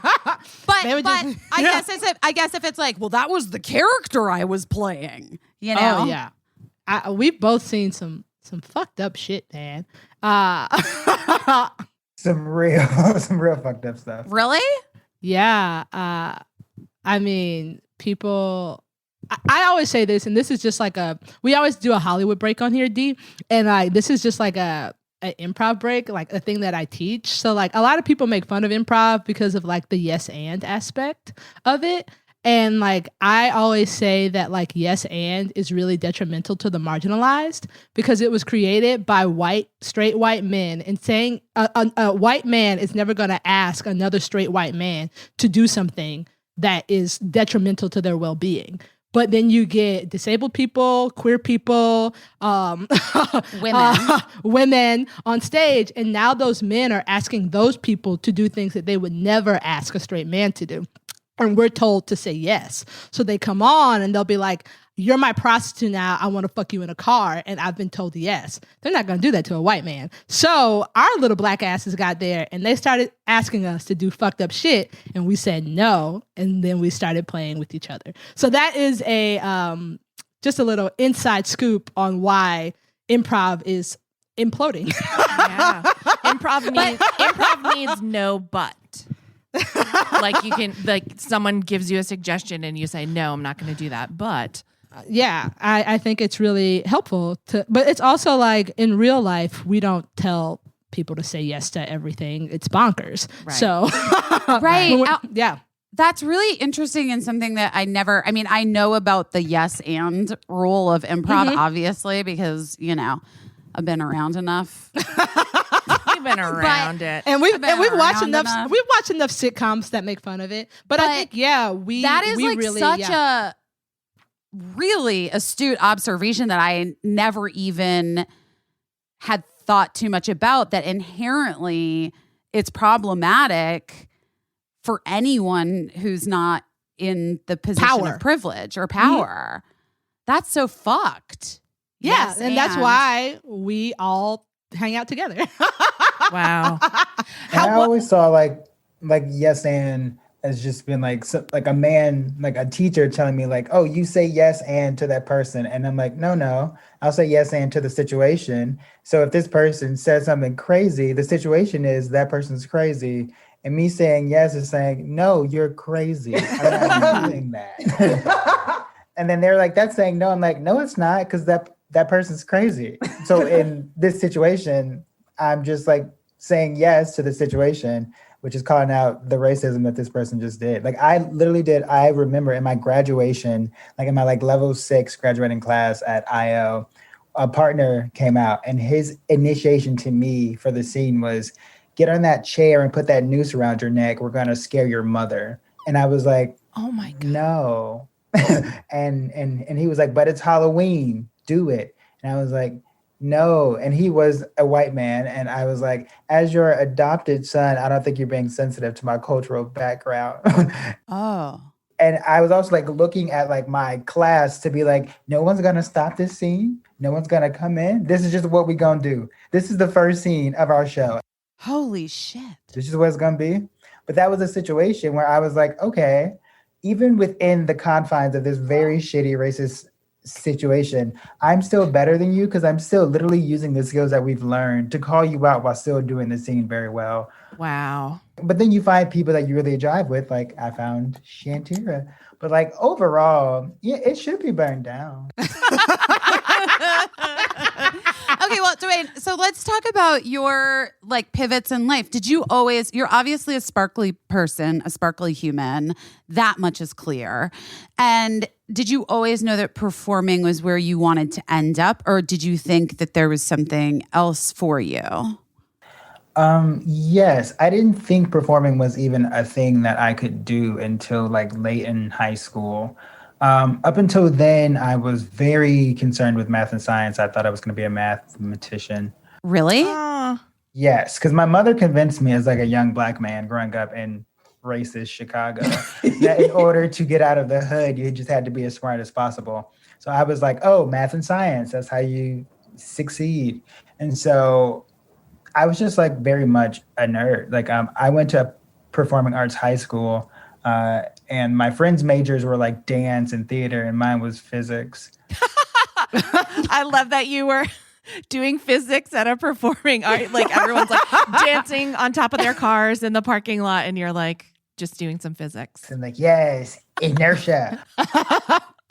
And I went to summer school voluntarily for a year. Wow. So like I was like seriously like, I'm going to just be the smartest person possible. And then in my junior year, I got blindsided. Like Sandra Bullock blindsided a white woman.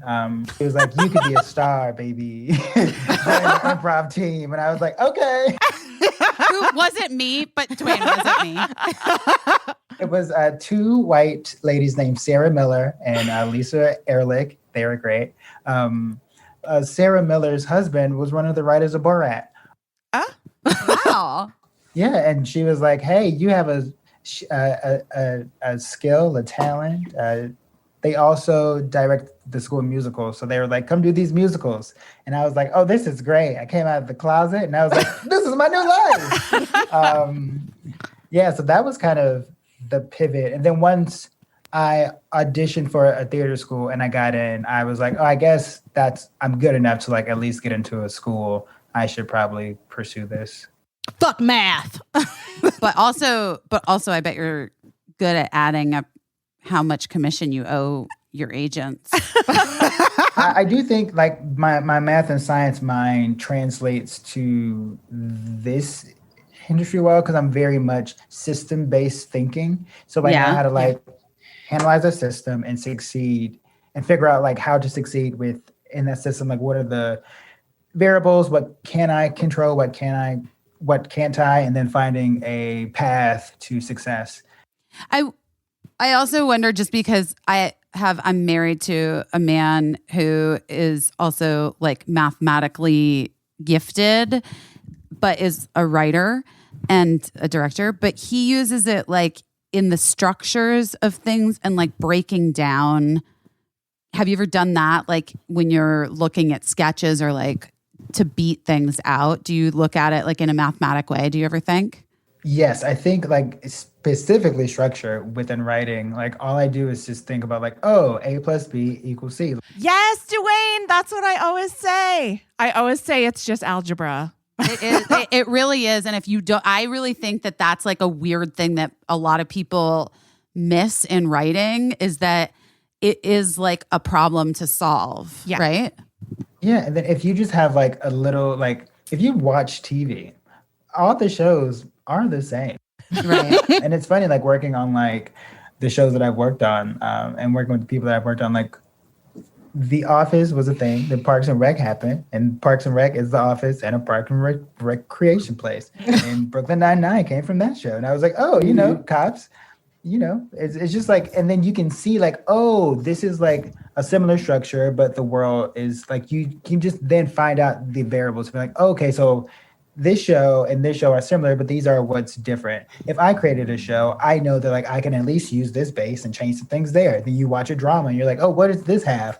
Okay, this has A, B, and C. Comedy have A, B, C, D, and F. Well, if you take this C and put that there, it's just all like a bunch of like math. And it makes it all very easy for me because it then disconnects my personal feelings from it all. Because I'm like, this is not anything personal. This is math. And when you work in a room, you have to kind of like let go of the personal. Although, okay, so you worked on Brooklyn Nine-Nine, you worked on the season of The Break with Michelle Wolf. Are those the two TV shows before this? I worked on Saved by the Bell with Shantira. Oh yeah, Shantira. we work together. Yeah, You guys are literal best friends who just love each other so much. all we do is support each other and try to get each other jobs. I think one of the things too that is like really inherently that we found to be different in this industry is that so many people are truly like in a very American way individualistic, and we are not. Like obviously we care about ourselves individually, but like I'll be like, I have a meeting with this person, have you talked to them? Yes, this is what they're about. I got paid this much. How much are you getting paid? What are we doing? If somebody asks someone for a recommendation, I know that like, also like, I'm not trying to embarrass myself. You ever like be like, I could tell them about this person, but that person might embarrass me. Dewayne will never embarrass me. If anything, I will look cooler. So I think that we have a really great relationship too, because we came up together. Like I was working at the Apple store and like Dewayne was, what were you doing? Where were you working? I worked at Drive where it was like Uber, but for dry cleaning, where I had to go take rich people their dry cleaning. Was that in New York?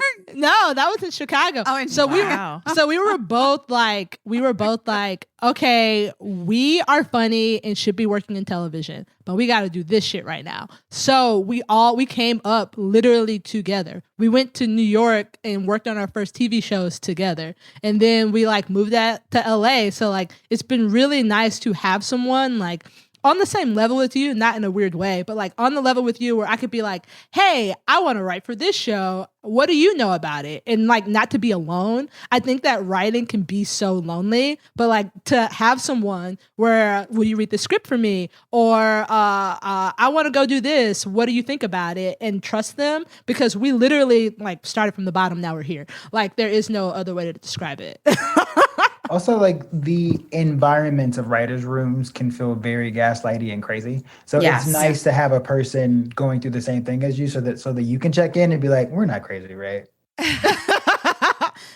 were the only black writer. That's the season that you did on Brooklyn Nine-Nine, right? The first season. The second season, they hired more because I was like, hire more. Right.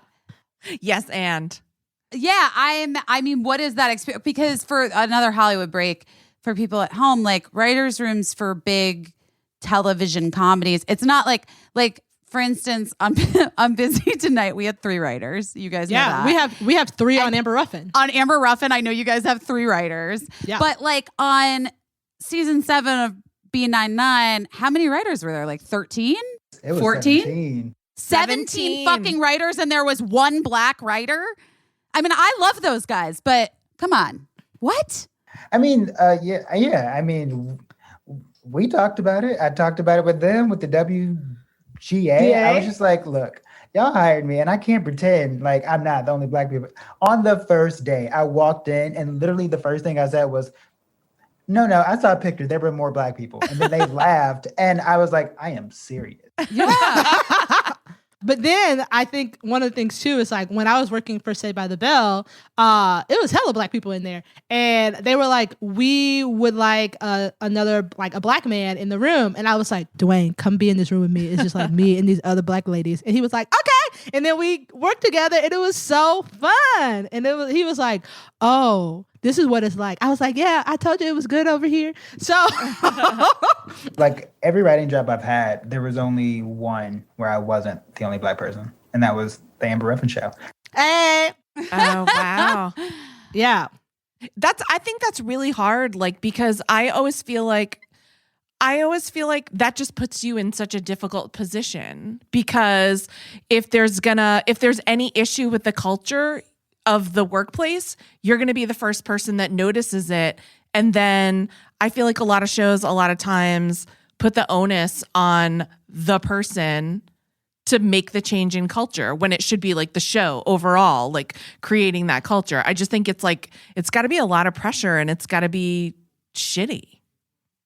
Yeah, I mean, it's not good for anyone, because I think when you are the only anything in a space, it's very hard. But for me, like as a personal person, like I've had experience with being the only black person in a room. And so if you're going to hire me and make me the only black person, you're also hiring me to tell you every day that I'm the only black person. So like, it's not going to be good for either of us. Right. Because the moment it's not good for me, I'm going to say out loud, this is bad for me because I'm the only black person.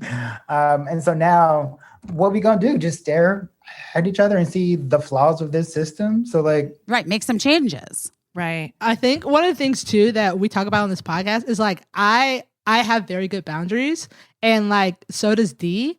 And it's been really like, it's been very nice coming up in Hollywood, if you will, because the people in charge are very much used to like breaking people's boundaries. And like, it's been really nice to be in this industry and be like, we don't let people do that to us, right? And he'd be like, yeah, we don't. And like having someone, and I'll be like, don't you fucking let them say that to you. And he'll be like, yeah, I won't. And then he'll be like, you don't let them tell you to do that. And I'll be like, you're right. It's like very reaffirming. It's not personal. You tell me what to do and I'll do it. Like if I get hired for it, you know? And I think one of the things that we have come up together is being like, this is a job, we can do the job, but we don't have to lose who we are.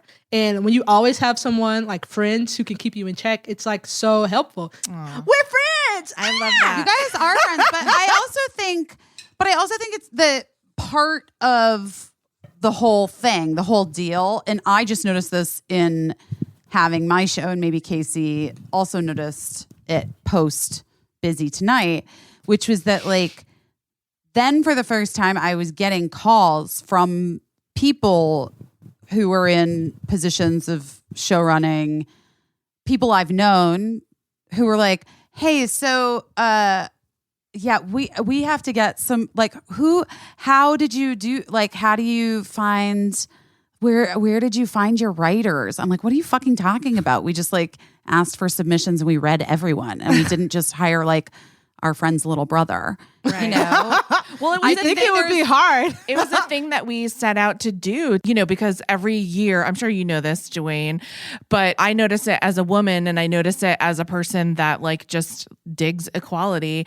Like every year there's some friggin' expose about like how shows are, you know, that no people of color, it's all white guys. And then people talk about what they're going to do about it. And then they don't do anything about it for the most part. So when we started, you know, when we were doing Busy Tonight and when I had my first meeting with Tina Fey, I was like, look, like if I'm going to do this, there's a certain way that I have to do it. And the way that I have to do it is to do all the things that people have been saying they're going to fix like now, like today, you know? So, I mean, it's really interesting to me to just even hear that, you know, it's still going on. It's not interesting. It's annoying.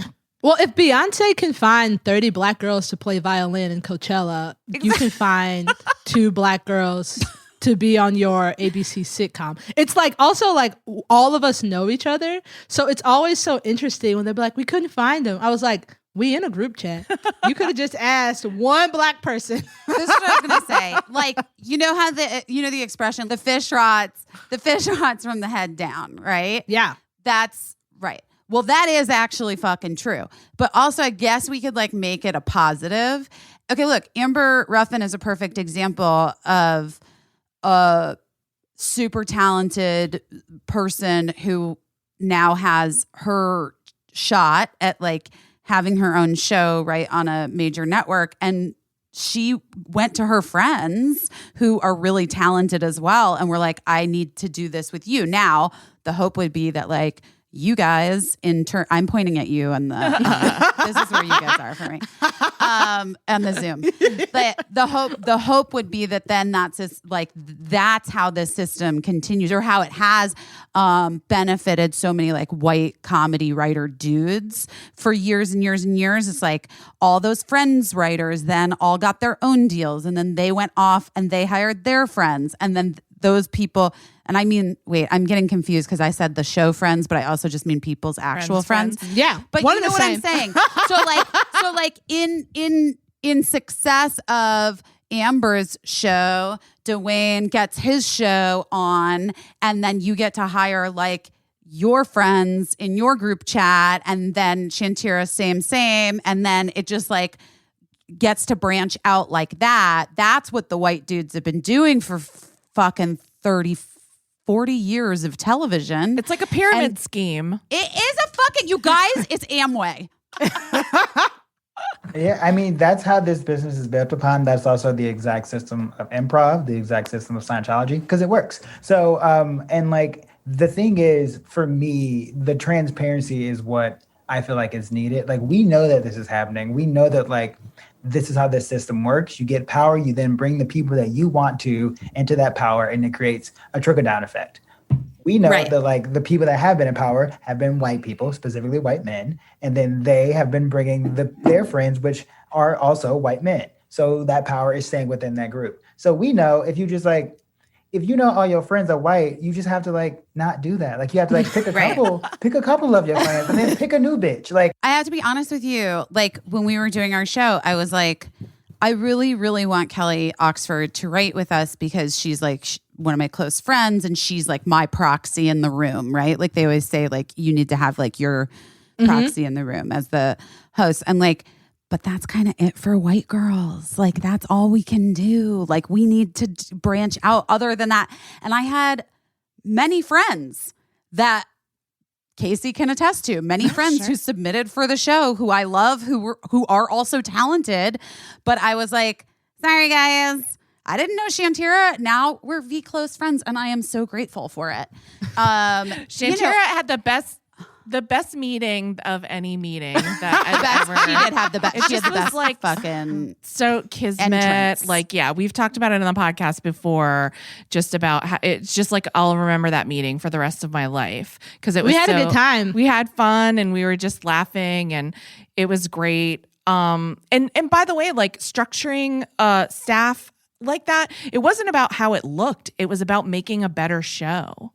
Like, well, that's the truth. that's exactly like what it is. Like if somebody were to tell me like, oh, our writer's room is all white people because there's a show about whiteness and we really needed all these white people, I'd be like, okay, like don't like that's fine. Like if that's what you want to do, like if somebody was literally just like transparent about like this is why we hired all these white people, or if they were simply like I don't like black people, so we didn't hire none, I'd be like, great, don't hire a black person if you don't like black people. Like these are situations where I'm like, all right, look, transparency.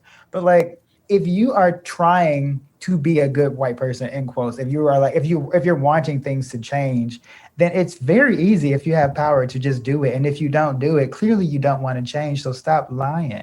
So like, let's just be real. Just like, if you out here just like being a white supremacist, just like say it. Like, cause like, I don't want to be like, I don't want it to sneak up later and they'd be like, wait, you hired me just to like satiate some white guilt. And now I'm in here traumatized, girl. We could have skipped this. Sneaky white women, right? Sneaky Shantira? white women. I know.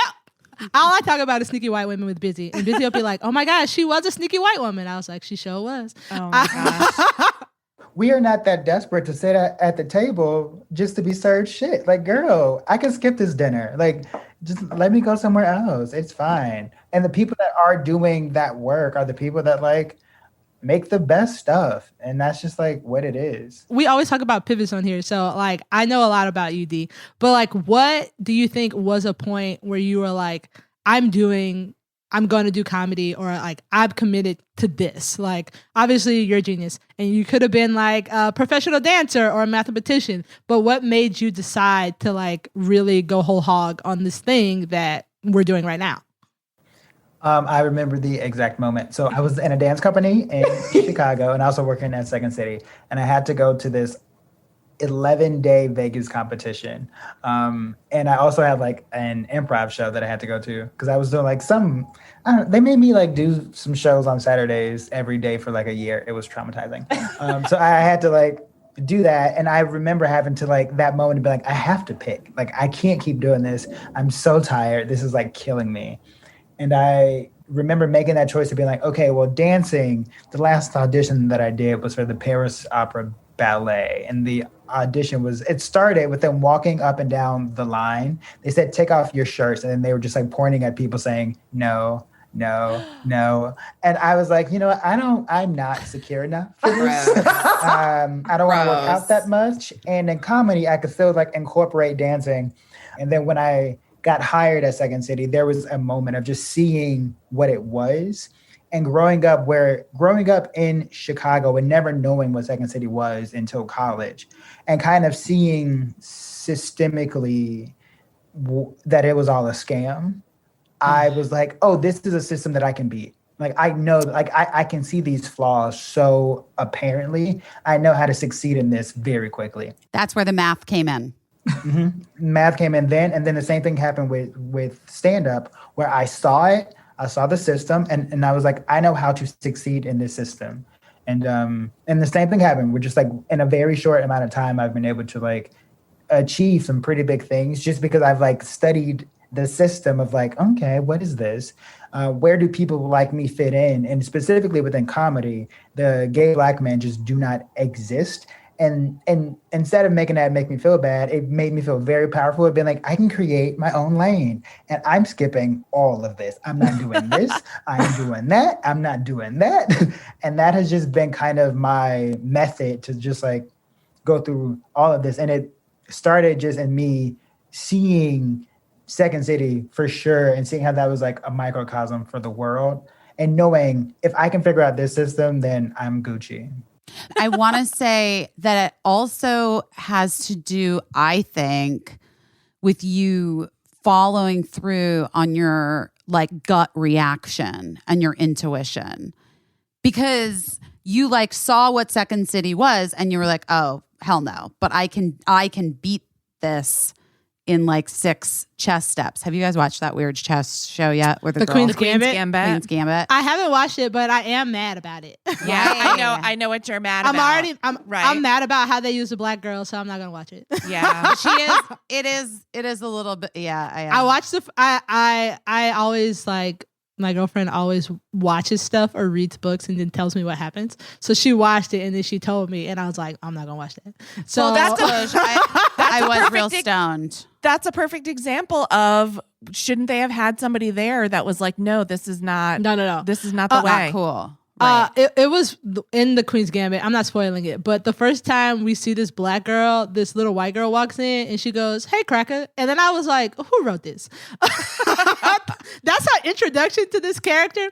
Everybody, calm down. I don't know if you wrote for the Queen's Gambit. Good for you. Is that what happens? I don't even Yes. remember. Yeah. She walks into the bathroom and then the Black girl looks to her and goes, "Hey, cracker," and I was like, you know what? Some white person wrote this and thought, hee hee ha ha, this is so funny. You should talk to a Black person. No, but wait, Anyway. but what I want to get to, because I think this is part of what's like important when we talk about pivots, is that like you are talking about how, because you're successful in a thing that is difficult to be successful at, even if you are extraordinarily sparkly and talented as you are, clearly, it still is difficult. And you have, these systems that are sort of already these things stacked against you because you're a Black man in this industry that like we know, has a long history of Really loving white men. loving white men. Exactly. Yeah. So I guess I think it's interesting and worth like kind of thinking about how you, I don't think confidence is the right word. Like it's like emotional intelligence or like some sort of trust in your own gut, confidence in your own, I don't know. I mean, I don't want it to sound like this may come off wrong, but like it was being so immersed in whiteness and seeing just how unextraordinary people were. And being like, beyond. I've been convinced my whole life I had to be extraordinary to succeed in any way. And then entering spaces where I'm like, y'all are literally stupid. Like y'all are dumb. Like y'all don't know things. This is crazy that I've thought that the bar for myself was just very, very high.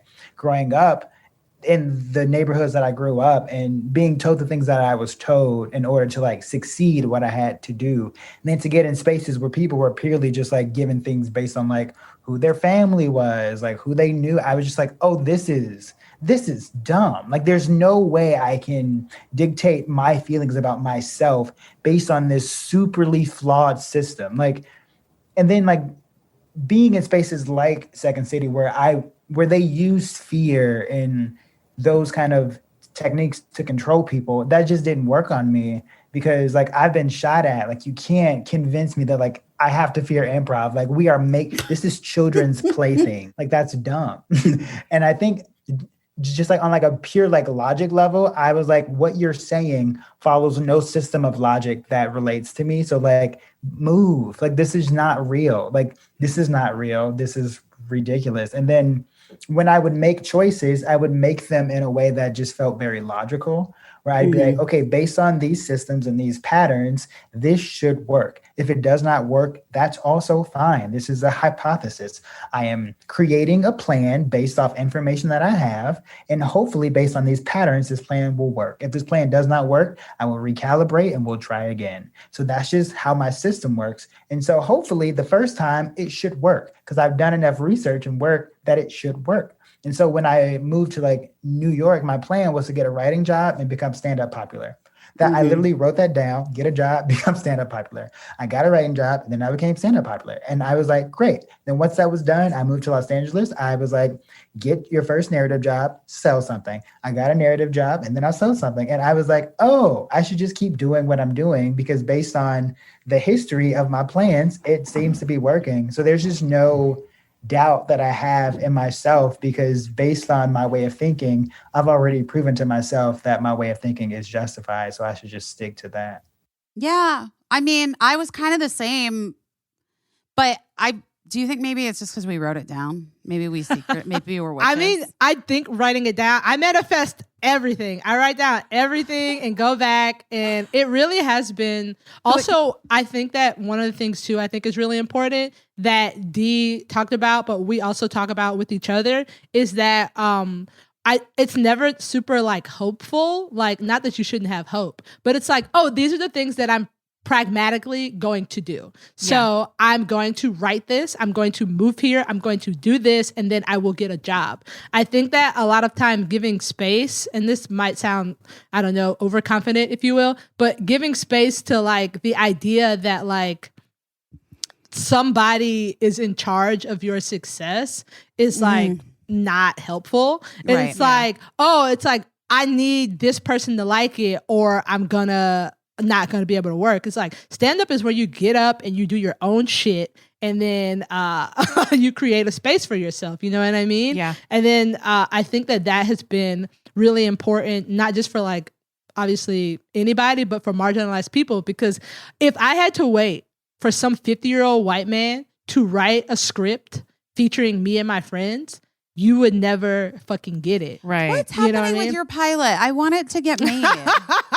What is happening? My pilot starring Dewayne. Yes, I want it. I want that show. I've already watched it in my head, Dwayne. I've already like seen it in my fucking head. I love it. I mean, it is technically in development. We'll see what happens. Yes. You guys, did you tell Dwayne that I want to direct one? I'm truly fucking obsessed with the show. Guys, let's write it down. Let's just write it down. Just write it down. Yeah, that's what we're doing. That's what we're doing 2021. If you can see it, it can happen. I'm just like I really do think when you just like set a goal and have like a tangible thing that you're like, I'm going to get that. It's just easier because you know what it is. Like, I don't dream like very big anymore. I dream just very much like, what can I get within like a couple months? Yeah, it's very practical. I'm like, what's like a realistic dream? So like I can just like do it.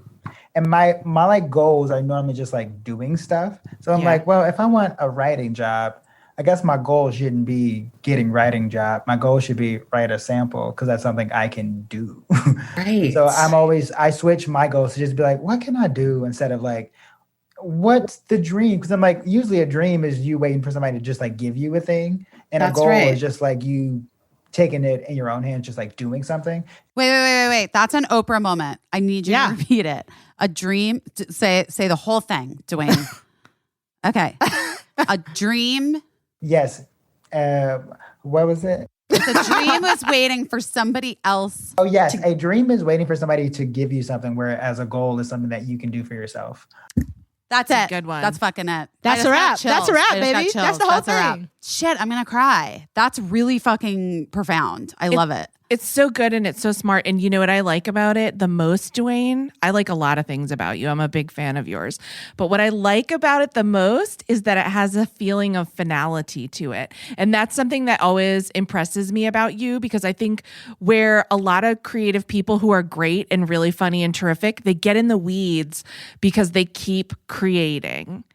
You know what I mean? Have you ever worked with a person like that? I was just talking about this producer that I used to work with where like the host of this show would be like behind the curtain ready to walk out on live TV, and this one producer would be like, "Oh, you know what we could do?" And I'd be like, "We're not doing any of that. It's happening like It's over in now. 1 minute." Yeah. But when you talk about having a goal, I think that's so great, because when you meet that goal, you've met it. And then you move on and to the then next goal.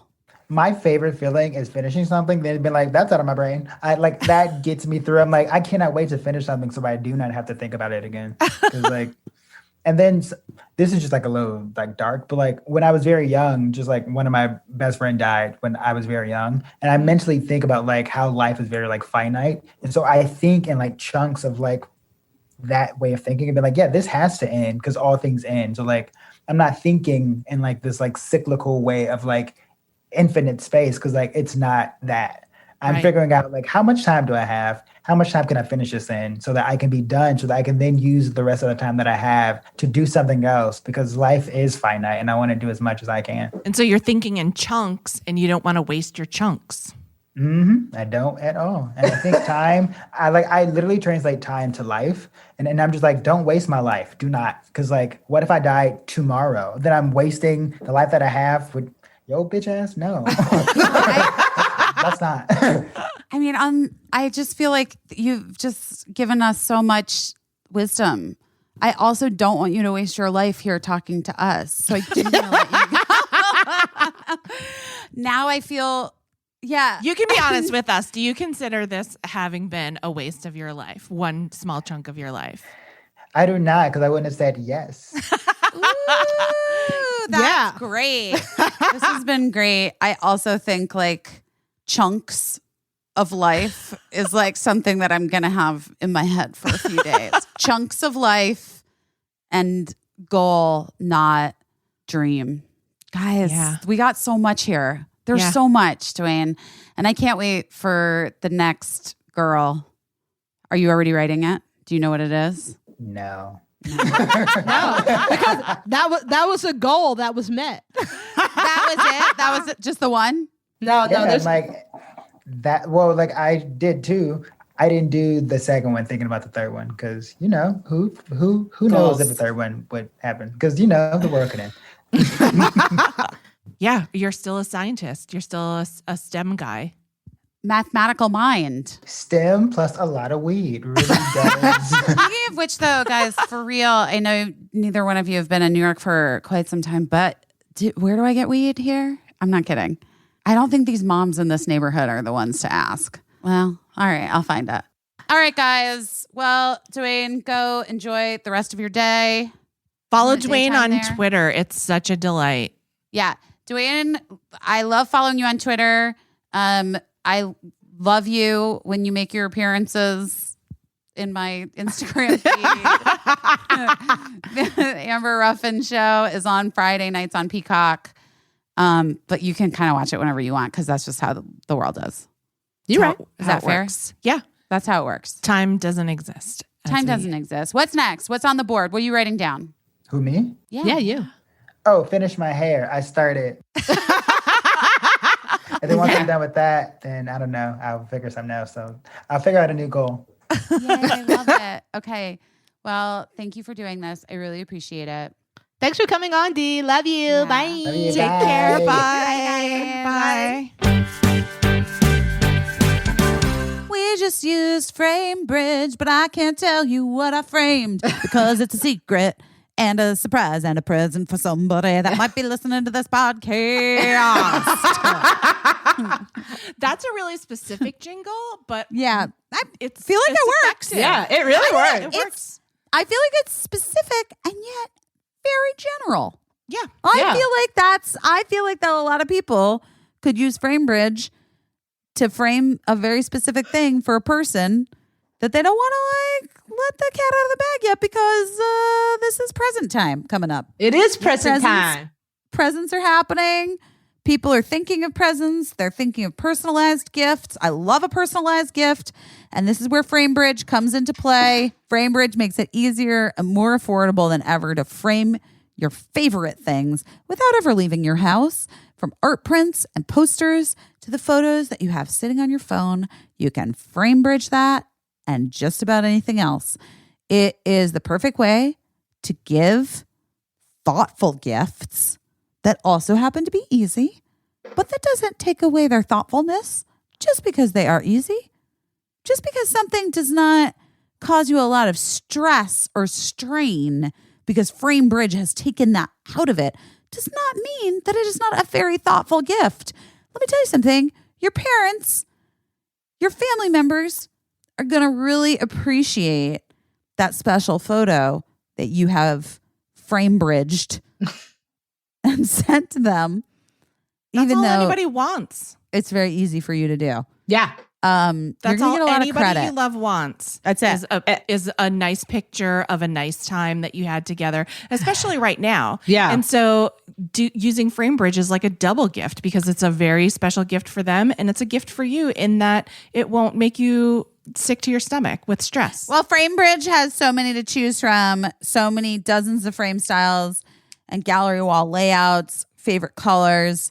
You can get recommendations from their talented designers. And listen, they start at $39 and all of the shipping is free. So it's not going to break the bank. Plus, all of our listeners are going to get 15% off their first order at framebridge.com when they use the code OURBEST. So here's what I'm going to say. I'm doing a lot of my gift giving is very personalized this year. I'm all about those because nobody needs a fucking Gucci purse. You know what I mean? Like you're not going out. So just send your moms a picture from the Disney cruise. You know what I mean? Oops, did I just tell you what it was? Maybe. Anyway, just like dig deep, find a cute pic, make a little gallery wall for your parents. Maybe they would like that in the house. Get started today. Frame your photos or send someone the perfect gift. Go to framebridge.com, use promo code OURBEST to save an additional 15% off your first order. Just go to framebridge.com, promo code OURBEST. Framebridge.com, code OURBEST. I love Dewayne so much. I have not watched Saved by the Bell yet, Shantira. I'm sorry. Don't apologize. It's on No, Peacock. but You gotta. Here's the everybody's thing. raving. Anytime somebody has to download a thing in order to watch something, I'm never upset if they haven't watched it yet. You're busy making a show on Peacock. Yeah. You can't watch Part all of the it is programming. that. Part of it is that. Part of it is that I was very drunk and tired this weekend. Yeah. It's not going anywhere. It's really fun. It's a good show. I do want to watch it. I love Please Saved by watch the it. Bell. It is Also, good. I think we should bring back California Dreams. I don't fuck know with if- California Dreams so hard. Hang Time and California Dreams is my Yes. shit. I love love it. California. And what was the other one? Running the Halls? You guys, you know what show I love? Shantira's too young for it, but Caissie, you I might know it. It was called Rags to Riches, and it was a musical show that was on Saturday nights on NBC, I believe. And it was like an Annie-esque. It was like about a bunch of orphans that got adopted by a super rich family, and there was singing and dancing. And Emily Beebe and I loved it when we were Here's the kids. thing. You're right. I ain't never seen that. I mean, Caissie doesn't even remember it. either. I looked it up. The tagline was, "If you liked Annie, you'll like Rags to Riches." That's not the fucking tagline. That was what they had. But it starred Tisha Campbell, who I'm a huge fan of. Yes. What? So I will go back and watch that if it's possible. What? Little Shop of Horrors. Okay. Yeah, she played Oh. Marva. I love Tisha Campbell singing. I love. Wait, Tisha Campbell and Tashina Arnold obviously were both in what's the musical? I just lost it. Little Shop of Horrors. Little Shop of Horrors. And I just found that like Tashina Arnold is like super fucking famous in Brazil. She's a huge fucking megastar. She's like the biggest star in Brazil ever. And it's because she was on that show, Everybody Hates Chris. And in Brazil, they play episodes of it there. And they don't have any like dark-skinned family representation. So Oh my like God. they're all obsessed with Everybody Hates Chris. And everybody on Everybody Hates Chris goes to South America and is treated like fucking Brad Pitt. Like they're That's wild. superstars. And I was That's like, wild. the whole world is wild and I fucking love it. So shout out to both of them. Also, That's fun amazing.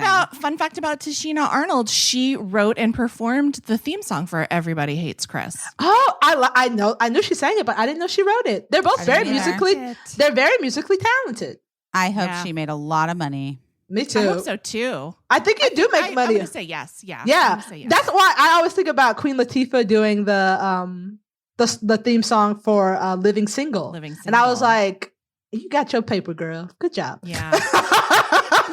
When I worked at the Rosie O'Donnell show, besides my salary for being a writer, Rosie sang songs all of the time, and they were parody songs.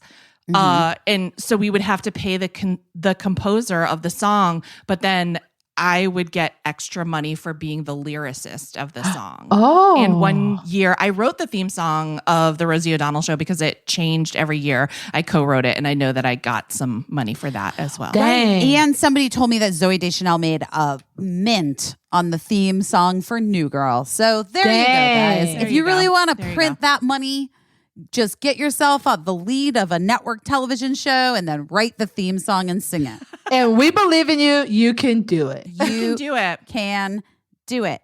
Well, And do you know, wait, can I say What? one more thing? Yes. When I wrote the theme song of the Rosie O'Donnell show, do you know who sang it? Who? me? Billy Porter. Oh my God. Amazing. What a flex. I love it when y'all just drop shit on me and I'd be like, oh my God, why don't you talk about this every day? That's wild. Damn. Casey has some crazy flexes, though. Casey Yeah. does have some crazy, like, oh, yeah, one time Ricky Lake and I were just like walking through the streets and Bill Murray was like, I was like, what? What are you talking about? But here is what, do you want to hear a real Bill Murray story? Oh my God. See? Yes. Yes. So, okay, so when I worked at Letterman, Bill Murray was like, he was buds with Dave, and you know, he made like at the CBS Late Show, he made like a very early iconic appearance at the CBS Late Show. But so anyway, he would often call into the office, and every time I would pick up the phone and say hello, the Late Show, he recognized my voice, and he would start singing that song, "What's New Pussycat," like the Tom Jones song, because that was like a funny bit, and so he'd just like launch into "What's New Pussycat" every time he heard my voice on the phone. And so that night when he made that iconic appearance on the Late Show, he was like coming up to the office to visit Dave, which sometimes happened, like when a big deal guest was on. But I didn't know for whatever reason, and I was standing in the hallway talking to our producer, Barbara Gaines, and I was talking. So my voice was in the hallway. And then all of a sudden, I just heard someone yell, "Pussycat!" and then like pounding down the hallway, and literally got full body tackled to the ground. And I was like, oh, it's Bill Murray. And then Barbara Gaines was like, why is Bill Murray tackling you? And I was like, it's like a bit. Yeah. You're like, we talk on the phone All the lot. time.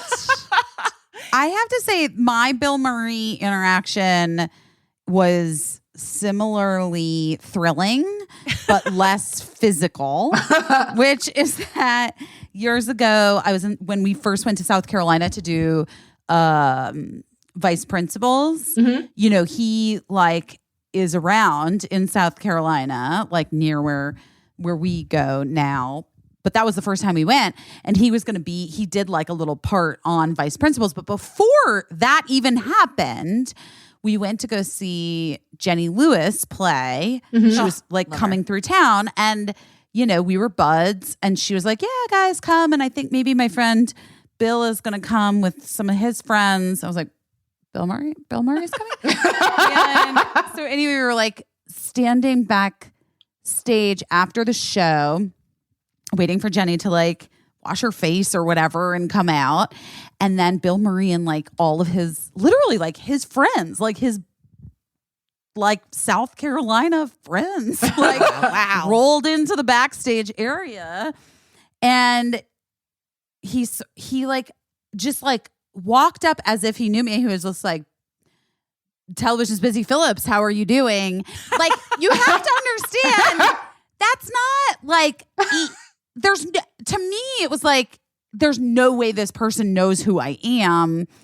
This was, I guess, like 6 years ago, right? Like, I don't even know. I don't know why I thought he would know who I was, but he fully fucking knew who I was. And he was just like first and last name, so casual, but also like complimentary in a weird, it was just like the best Bill Murray interaction I could have. I love that. I'm gonna just start calling you Television's Busy Phillips. Shantira, I can't wait until you meet Bill Murray so that you can also. I don't think I have any cool Bill Murray stories. The only cool story that I have of like a famous person that not a lot of people care about is JaVale McGee. He played for the Lakers and won a championship. He's too tall. He's like 7'4". He is a professional. JaVale McGee. He's a professional basketball player, and he's like known for like kind of being like a prankster kind of. He's just like funny.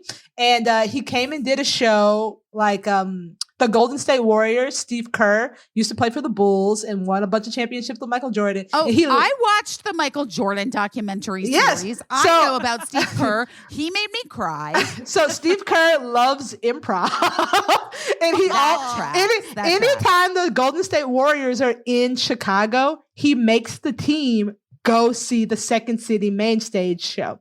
So they all came, and it's like all these fucking professional basketball players. Cute. And we do an improv set at the end of every show. And JaVale McGee, he was the person who they wanted to be do the set with us. So we do it, and then I like a year later, I'm writing for the ESPYs, and like I'm not famous, but like I was like, I'm gonna go in this VIP room and I'm gonna eat all these snacks. So I'm in the VIP room eating all these snacks with all these professional basketball players and every athlete ever. And then all of a sudden I just hear, yo, Chicago.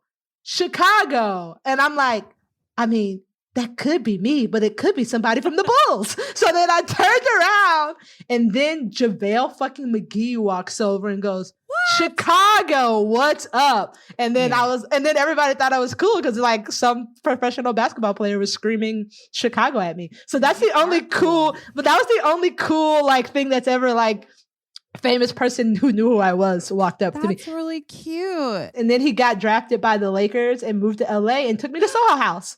Oh my God. That's like the biggest Yes, no shit. That's like burying the lead. Yeah, but he just got traded, so who knows if I'll ever see him again. Bye, JaVale. You'll see him again. One day. You'll see him again. He's a nice, too tall boy. Well, guys. We did it. It's been a roller coaster. Truly. It's a roller coaster. I have to wake up in an hour and a half. What? No. But it's 10 at night here almost. Go to bed. And I have to wake up at 4:45. Well, I actually just looked on Waze. Here's the question. How much can I push my call time and be a little bit late? I don't know, because I've never been on a show where I had a name, so I have to be on time. I've always been like secretary number 4, hotel guest number 1. So I gotta be there on time. Right. And here's the thing. And I feel like this is how it happens. This is 100%. I'm going to tell you how it happens. I've been on time my whole damn career. Yes. And right now I'm like, I might not be on time. It's going to be bad. Everybody going to be waiting for you. And that's going to be the one time someone's looking for you. Yeah. Just being like, they pad that shit. But you know that some people that are in charge of you might be listening to the podcast. Eric Gurian was like, literally like, I tried to listen to the podcast. I can't. It's too weird. When you start talking about me, when you do the impression of me, I can't listen to it. And I was like, okay, don't listen to the podcast. That sounds exactly like that. Sounds exactly like Eric. All you got to do is put on a blue blazer. He was truly wearing a blue blazer. Oh my God. Tomorrow working with a very special guest star. Wait, where is he? He's not on here? Oh, are they hiding it from people? They're not even putting it on the call sheet. It's a secret. It's Bill fucking Murray. You are going to get in so much trouble just from how much you've revealed already. You're going to get in trouble for saying your call time. Here's what I'm going to say. About the calls that are too early. When we were on Cougar Town, Courtney Cox had like a whole thing about how the crew calls were never, I don't think crew calls were ever before 7 a.m. Mm-hmm. And because her feeling was, and I agree with her, like you can have like a 6 a.m. crew call, which means people are up at 4 a.m. to get to work, whatever. You're still getting your first shot at 9, guys, because people are moving real fucking slow and they need to make their coffee and they're fucking tired and like they make a mistake and they have to redo a thing. Like if you give people that extra hour, it makes all the difference in the world. There's no reason. Like crews, there's this whole thing, like Caissie and I talk about it a lot, like this stuff that's like built up around making television, which is like that it has to be hard and then it's like the hardest work of all time. When in actuality, it's like we can get there at 7 and we'll be good. There's also like tons of rules about like when people have to eat and how often they need to be like allowed to step away. And so there have been days when I'm like, oh, we got here at 6 o'clock so we could dick around eating egg burritos for an hour when we could have just skipped the egg burrito step and like banged it out at 7. But on that note, I need to go put little baby Cricket to bed because even though they're in school, even though they should be going to bed at a reasonable hour, Cricket is still 10 at night, going to bed 10:15. COVID really has like fucked up everyone's circadian rhythms. Yeah. She's still on LA time. She's like 7 years later. Caissie's like, not gonna adapt. honestly busy. She's still on LA time. She's just like not having it. She's not gonna, I don't blame her. She's refusing. She's refusing. I don't blame her. I know.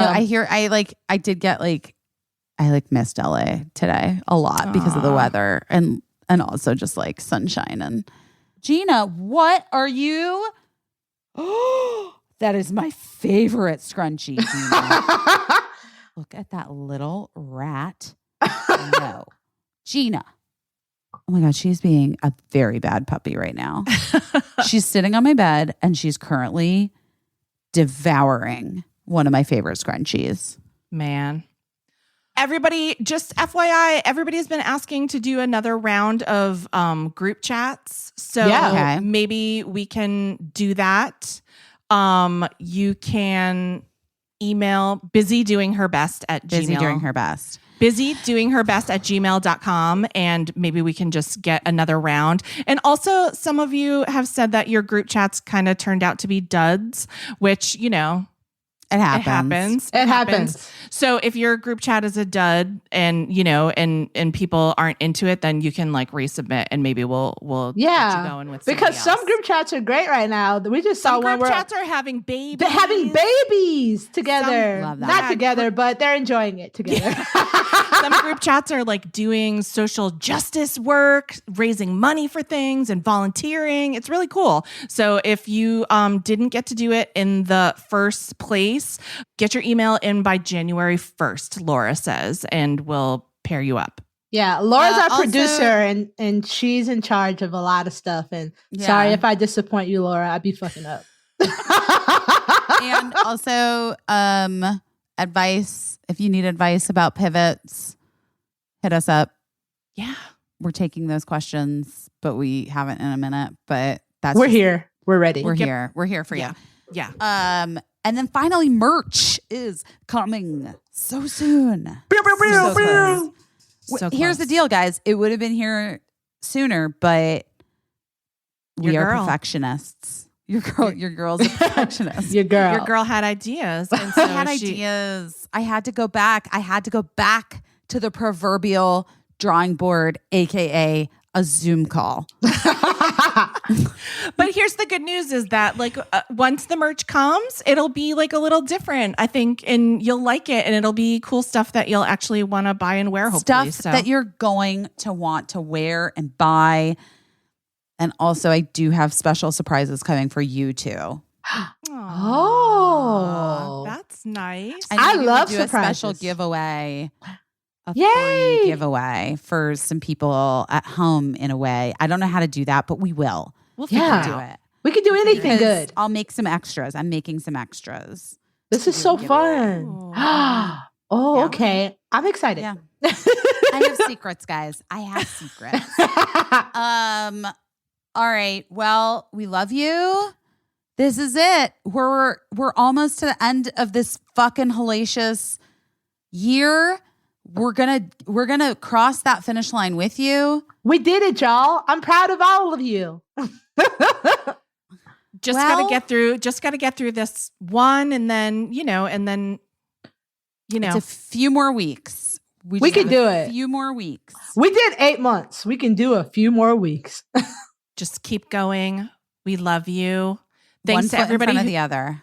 Thanks to everybody who came to the magic show. That Yeah. was so fun. And did Thank you hear you. what I said on my thing? I hope that if you didn't go to the magic show, you feel like I should have done that magic show. And then in the future, you will think back to that moment and you will not stop yourself from doing something potentially really dumb and fun. Yeah. Yeah. Super fun. So fun. And like And with a bunch of strangers, and everybody had a great time. Everyone had a great time. You didn't have to leave your house, which is my favorite way to have fun. That's exactly right. All right, you guys, I love you. I have to work so early tomorrow. Love you. I gotta sing with those girls 5 Eva. I love you. Bye. Bye.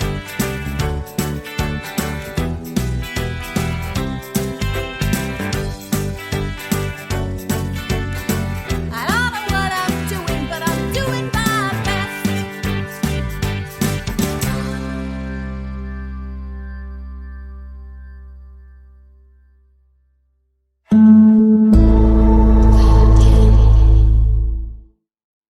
Oh no.